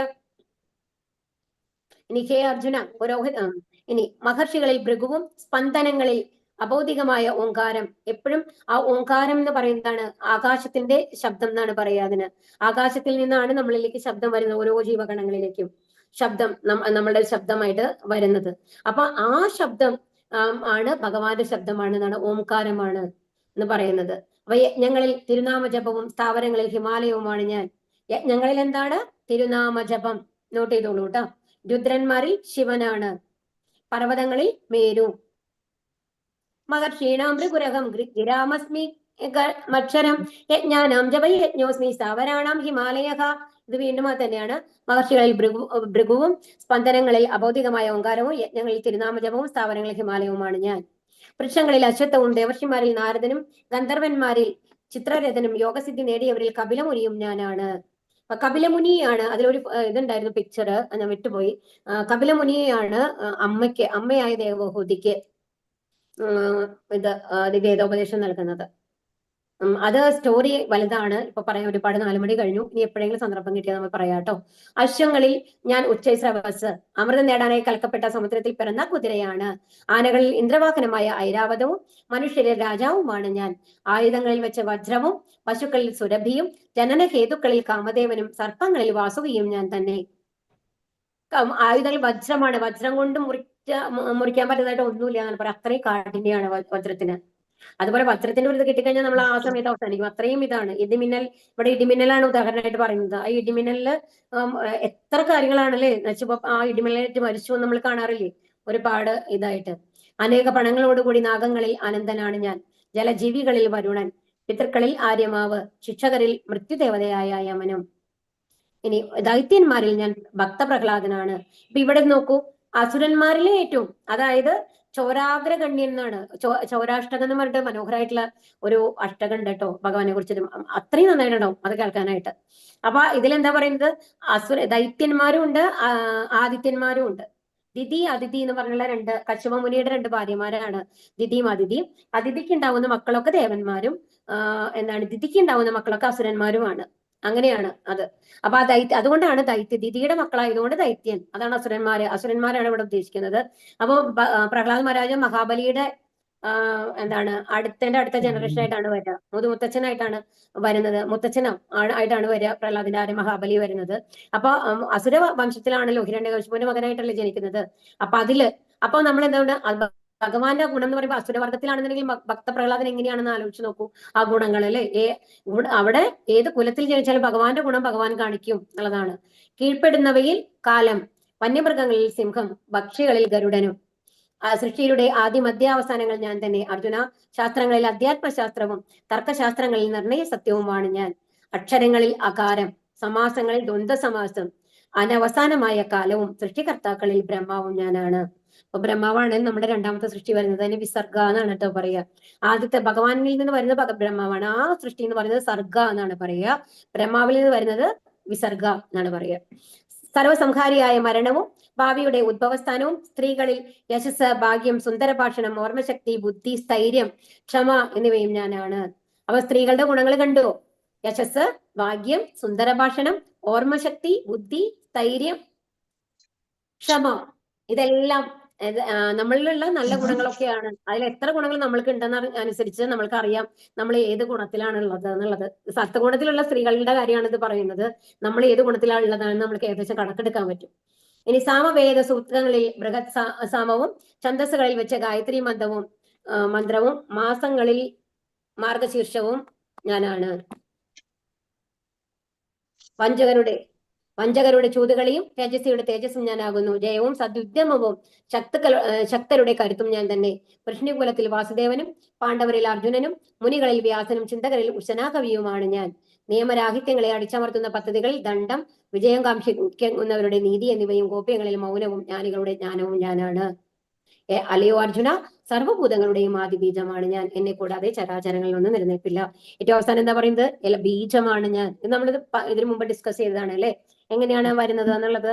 അതാണ് ഒരു മേലെയുള്ള ഗ്രഹങ്ങളിൽ പോയി കഴിഞ്ഞാൽ നമ്മൾ ഇങ്ങനെ തിരിച്ചു പറഞ്ഞ് നമ്മൾ പറഞ്ഞില്ലേ, മഴയിൽ കൂടി വന്ന് ചെടിയായി മുളച്ച് ആ ധാന്യങ്ങളിൽ കൂടെ ഒരു പുരുഷൻ അത് ഭക്ഷിക്കുമ്പോൾ അവരുടെ ഉള്ളിൽ ഒരു ബീജമായിട്ട് വന്നിട്ട് ഒരു സ്ത്രീ ആയിട്ട് ഇത് വരുമ്പോൾ അങ്ങനെ നമ്മൾ ജനിക്കുന്നു എന്നുള്ള മാതിരിയാണ് ഇവിടെ പറയുന്നത്. അപ്പൊ ഭഗവാന്റെ ആ ബീജം ഇല്ലാണ്ട് ഈ ചരാചരങ്ങൾക്കൊന്നും നിലനിൽപ്പില്ല എന്നാണ് പറയുന്നത്.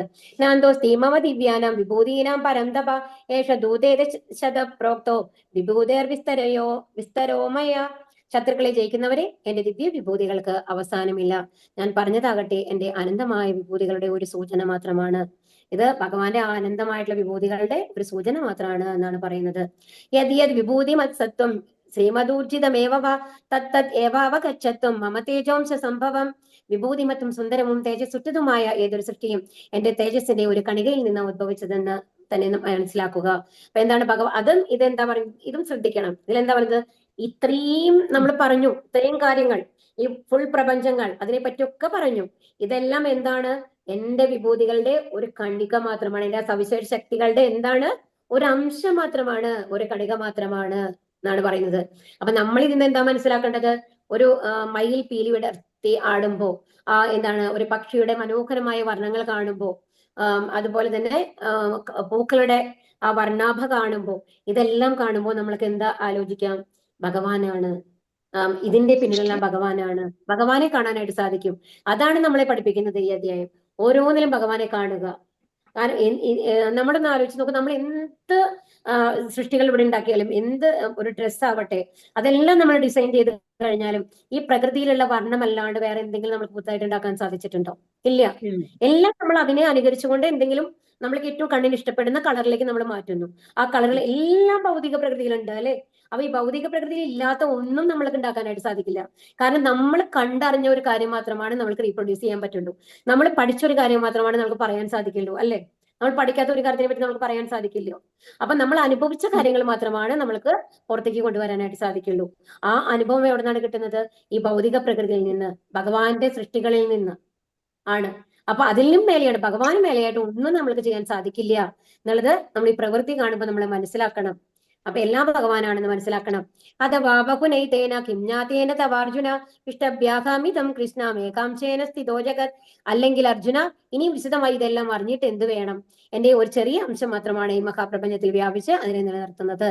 അപ്പൊ ഇവിടെ എന്താണ് പറയുന്നത് ഭഗവാൻ? ഈ ലോകത്തിലുള്ള സകല ലോകങ്ങളിലുള്ള എല്ലാം നിലനിർത്തുന്നത് എന്റെ ഒരേ ഒരു അംശം, അത് എന്റെ ഒരു ചെറുവിരലിന്റെ കളി മാത്രമേ ഉള്ളൂ ഇത് എന്നാണ് പറയുന്നത്. കാരണം ഒരു ചെറുവിരലിന്റെ മേലല്ലേ ഗോവർദ്ധന പർവ്വതത്തിനെ നിർത്തിയത് ഭഗവാൻ. അത്രയ്ക്കുള്ളതേ ഉള്ളൂ.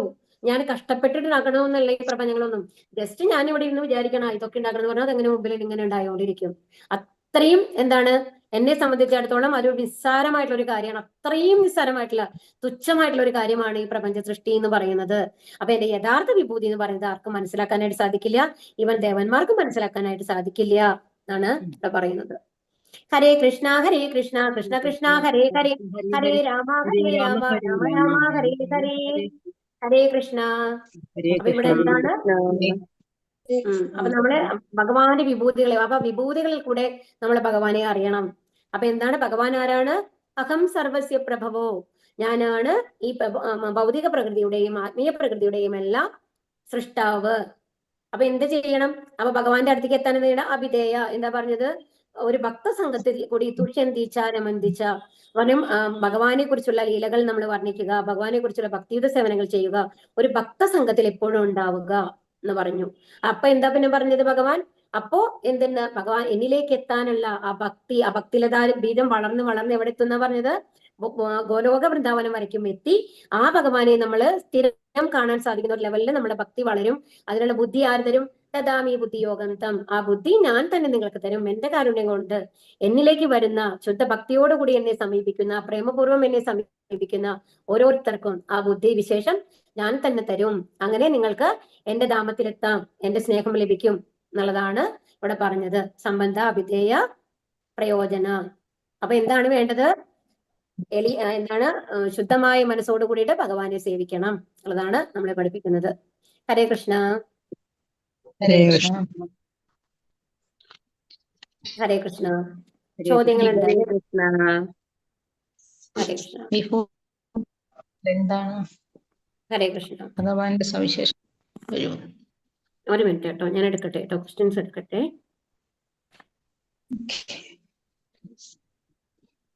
മാതാജി. ഹരേ കൃഷ്ണ. വിഭൂതി എന്നാൽ എന്താണ് അർത്ഥമാക്കുന്നത്? വിഭൂതി എന്ന് പറഞ്ഞാല് ഭഗവാന്റെ സവിശേഷ കഴിവുകളാണ്. എല്ലാം നമ്മൾ കാണുന്ന എല്ലാം ഭഗവാന്റെ വിഭൂതികളാണ്.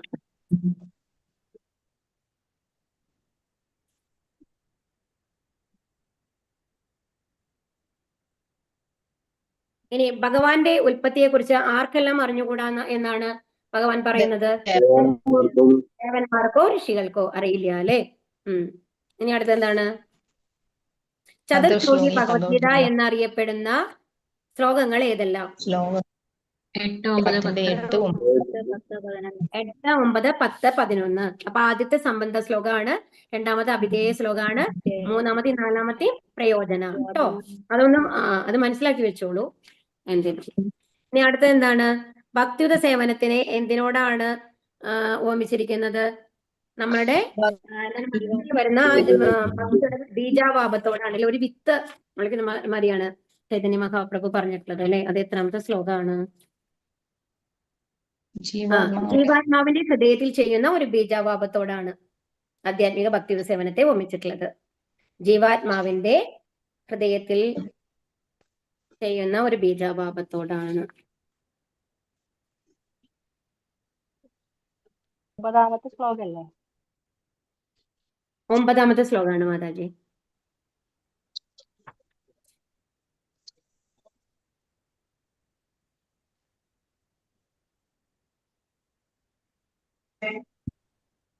അടുത്തത് എന്താണ്? ഉപദേശങ്ങളുടെ സാരം എന്താണ്? അപ്പൊ ജീവിതത്തിൽ ഭൗതിക ആവശ്യങ്ങളെ പറ്റിയിട്ട് ഭക്തൻ വിഷമിക്കേണ്ടതില്ല, ഉത്കണ്ഠ വേണ്ട. ഹൃദയത്തിലെ അന്ധകാരം നീങ്ങിപ്പോയാൽ ഭക്തന്റെ സേവനത്താൽ സന്തുഷ്ടനായ ഭഗവാൻ ആവശ്യങ്ങളെല്ലാം നിറവേറ്റി കൊടുക്കും. ഇതാണ് ഭഗവത്ഗീതയിലെ ഉപദേശങ്ങളുടെ സാരം. എന്താണ്? ജീവിതത്തിലെ ഭൗതിക ആവശ്യങ്ങളെ പറ്റിയിട്ട് ഭക്തൻ വിഷമിക്കേണ്ട ആവശ്യമില്ല. ഫസ്റ്റ് പോയിന്റ്, ഭൗതിക ആവശ്യങ്ങളെ പറ്റി ഭക്തൻ വിഷമിക്കേണ്ട, ഉത്കണ്ഠ വേണ്ട.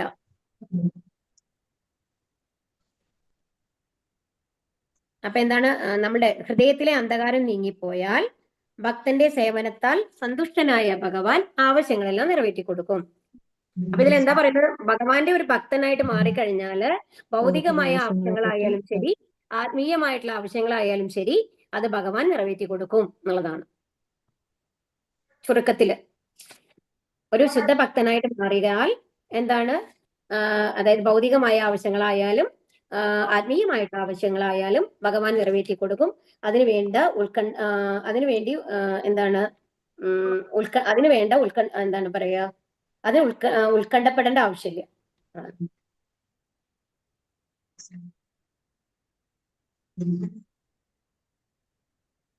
അതാണ് കേട്ടോ ഭഗവത്ഗീതയുടെ ഉപദേശങ്ങളുടെ സാരം എന്ന് പറയുന്നത്. ഇനി യജ്ഞങ്ങളിൽ ഭഗവാൻ എന്താണ് പറഞ്ഞോളൂ? ഓക്കെ. ഇനി അശ്വങ്ങളിൽ ഭഗവാൻ ആരാണ്? ഉച്ചൈ സ്രവസ്.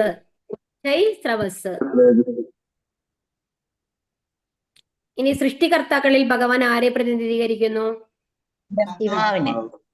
ബ്രഹ്മാവിനെ. ബ്രഹ്മാവ്. ഇനി 41ാമത്തെ ശ്ലോകത്തിൽ എന്താ പറയണത്? ഈ ഭൗതിക പ്രപഞ്ചം മുഴുവൻ ഏതൊരു സൃഷ്ടിയും ഭഗവാന്റെ തേജസ്സിന്റെ ഒരു കണികയിൽ നിന്നാണ് ഉദ്ഭവിച്ചത്. അത്രയും നിസ്സാരമാണ് എന്നർത്ഥം. വിഭൂതിമത്തും സുന്ദരവും തേജസ്സുറ്റതുമായ ഏതൊരു സൃഷ്ടിയും ഭഗവാന്റെ തേജസ്സിന്റെ ഒരു കണികയിൽ നിന്നാണ് ഉദ്ഭവിച്ചിരിക്കുന്നത് എന്നുള്ളതാണ് പറയുന്നത്. വിഭൂതിമത്തും സുന്ദരവും തേജസ്സുറ്റതുമായ ഏതൊരു സൃഷ്ടിയും ഭഗവാന്റെ തേജസ്സിന്റെ ഒരു കണികയിൽ നിന്നാണ് ഉദ്ഭവിച്ചിട്ടുള്ളത്. ഇനി ശ്ലോകം 12 അർജുനൻ ഭഗവാനെ എങ്ങനെയാണ് വിശേഷിപ്പിക്കുന്നത്? പരം ബ്രഹ്മ പരം ധാമ അല്ലേ? അത് ഇമ്പോർട്ടന്റ് ആയിട്ടുള്ള ശ്ലോകമാണ് കേട്ടോ. 12ാമത് ഈ ശ്ലോകങ്ങൾ, അതായത് 8, 9, 10, 11, 12 ശ്ലോകം പഠിക്കാൻ ഇഷ്ടമുള്ള ആൾക്കാർ ബൈഹാർട്ട് ചെയ്യുക. പരം ബ്രഹ്മ പരം ധാമ പവിത്രം പരമം ഭവാൻ പുരുഷം ശാശ്വതം ദിവ. എന്താണ്? അങ്ങ് പരമ ദിവ്യോത്തമ പുരുഷനാണ്, പരമമായ ധാമവും പവിത്രമായതും നിരപേക്ഷ തത്വവും ഭവാൻ തന്നെ, സനാതനനും അഭൗതികനും ആദിപുരുഷനും അജനും മഹാനുമാണ്. എന്താണ്? പരമ ദിവ്യോത്തമ പുരുഷനാണ്, പരമമായ ധാമവും പവിത്രമായതും നിരപേക്ഷ തത്വവും ഭഗവാൻ തന്നെ, സനാതനനും അഭൗതികനും ആദിപുരുഷനും അജനും മഹാനുമാണ് ഭഗവാൻ എന്നുള്ളതാണ് അർജുനൻ പറയണത് അല്ലേ? 12 അർജുനൻ ഭഗവാൻ എങ്ങനെയാണ് വിശേഷിപ്പിക്കണേ എന്നുള്ളത്.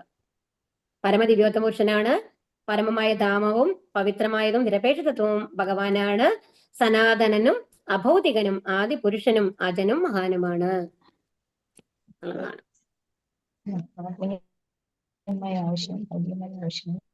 കഴിഞ്ഞില്ലേ? അവസാനത്തെ ശ്ലോകം കഴിഞ്ഞത്. എല്ലാവരും നോട്ട് ചെയ്തില്ലേ? മാതാജി, ആ 8ാമത്തെ ശ്ലോകം സമ്പദ്ജ്ഞാനം, 9, 10 എന്താ പറയുന്നത്? 8ാമത്തെ സൃഷ്ടികർത്താക്കളിൽ ഭഗവാൻ ആരെ പ്രതിനിധീകരിക്കുന്നത്? ബ്രഹ്മാവിനെയാണ് മാതാജി. 8ാമത്തെ അതല്ല, ചതുശ്ലോകി പറഞ്ഞില്ലേ? 8ാമത്തെ ശ്ലോകം സമ്പദ്ജ്ഞാനം, 9ാമത്തെ ശ്ലോകം 9ാമത്തെ ശ്ലോകം അഭിധേയ. അഭിധേയ. ഇനി കഴിഞ്ഞ 11, 12 അല്ല 8, 9 അല്ലേ? 10, 11 പ്രയോജനം. കാരണം അതുകൊണ്ട് നമ്മൾക്ക് എന്താണ് കിട്ടുന്നത്? കൃഷ്ണപ്രേമം. പ്രയോജനം എന്ന് പറയുന്നത് കൃഷ്ണപ്രേമാണ് കേട്ടോ. ശരിക്കും പറഞ്ഞാൽ നമ്മളുടെ യഥാർത്ഥ പൊസിഷൻ എന്ന് പറയുന്ന കോൺസ്റ്റിറ്റ്യൂഷണൽ പൊസിഷൻ എന്ന് പറയും. അതായത് നമ്മുടെ യഥാർത്ഥ ഇതെന്ന് പറയുന്നത് ഭഗവാന്റെ ഒരംശമാണ് നമ്മൾ. ഭഗവാനാണ് നമ്മളെ സൃഷ്ടിച്ചിട്ടുള്ളത് എന്നുള്ളതാണ്. ഓക്കെ, എല്ലാത്തിന്റെയും സൃഷ്ടികർത്താവ് ഭഗവാനാണ്. ആ അറിവാണ്. അപ്പോ നമ്മളുടെ പൊസിഷൻ എന്താണ്? നമ്മൾ ഭഗവാന്റെ ഒരു സേവകനാണ് എന്നുള്ളതാണ്. അത് കഴിഞ്ഞിട്ട് അപ്പൊ ആ ഭഗവാന്റെ അടുത്തേക്ക് നമ്മൾ എത്തണം. നമ്മൾ മറന്നുപോയ റിലേഷൻ ആണ് അത് അല്ലെ? നമ്മളത് മറന്നുപോയിരിക്കുകയാണ് ഭഗവാൻ നമ്മളുമായിട്ടുള്ള ബന്ധം. ആ ബന്ധം നമ്മൾ പുനഃസ്ഥാപിക്കണം. അതാണ് നമ്മളുടെ ധർമ്മം എന്ന് പറയുന്നത്. അതിന് എന്താണ് ചെയ്യേണ്ടത്? ഭക്തിയുത സേവനങ്ങൾ ചെയ്യണം. അപ്പൊ ആ ഭക്തിയുത സേവനങ്ങൾ ചെയ്യുക എന്ന് പറയുന്നതാണ് അഭിധേയ എന്ന് പറയുന്നത്. അത് കഴിഞ്ഞിട്ട് അങ്ങനെ ചെയ്യുമ്പോൾ നമ്മൾക്ക് എന്ത് കിട്ടും? ആ ബന്ധം നമ്മൾ പുനഃസ്ഥാപിച്ച് കിട്ടും അല്ലെ? അപ്പൊ കൃഷ്ണപ്രേമം നമ്മൾക്ക് കിട്ടും. അതാണ് പ്രയോജനം എന്ന് പറയുന്നത്. ഹരേ കൃഷ്ണ. യജ്ഞം എന്ന് പറഞ്ഞ എന്താ? യജ്ഞം ഭഗവാന് വേണ്ടി ചെയ്യുന്ന എല്ലാ കർമ്മങ്ങളും യജ്ഞങ്ങളാണ്. തിരുനാമജപം. ചോദ്യോ അത് തിരുനാമജപാണ് മാതാജി. യജ്ഞങ്ങളിൽ ഭഗവാൻ ആരാണെന്ന് ചോദിക്കുമ്പോൾ തിരുനാമജപാണ്. യജ്ഞം വെറുതെ യജ്ഞം എന്താണെന്ന് ചോദിച്ചു കഴിഞ്ഞാൽ ഭഗവാന് വേണ്ടി ചെയ്യുന്ന കർമ്മങ്ങളാണ് യജ്ഞം എന്ന് പറയുന്നത്. തിരുനാമജപം നമ്മൾ ഭഗവാന് വേണ്ടി. അപ്പൊ കലിയുഗത്തിലെ യജ്ഞാണ് എന്താണ്? തിരുനാമജപം. അപ്പൊ ഭഗവാൻ ഭഗവത്ഗീതയിൽ പറയുന്നത് എന്താണ്? യജ്ഞാനാം ജപ യജ്ഞോസ്മി എന്നാണ് പറയുന്നത്. ജപയജ്ഞാണ്, തിരുനാമജപാണ്. ഹരേ കൃഷ്ണ. ഹരേ കൃഷ്ണ. ഹരേ കൃഷ്ണ. ഹരേ കൃഷ്ണ. അവസാനിപ്പിക്കാം ക്ലാസ്. ഹരേ കൃഷ്ണ മാതാജി. ഹരേ കൃഷ്ണ. പഞ്ചാകൽപതരൂപ്യശ്ച കൃപാ സിന്ധുഭ്യേവ ച പതിതാനാം പാവനേഭ്യോ വൈഷ്ണവേഭ്യോ നമോ നമഃ. അനന്തകോടി വൈഷ്ണവൃന്ദ കി ജയ്. പ്രഭാത് കി ജയ്. ഗുരു മഹാരാജ് കി ജയ്. ഗൗരി പ്രേമാനന്ദേ. ഹരി ഹരി ബോൽ. ഹരേ കൃഷ്ണ. നാളെ കാണാം എല്ലാവരെയും. ഹരേ കൃഷ്ണ.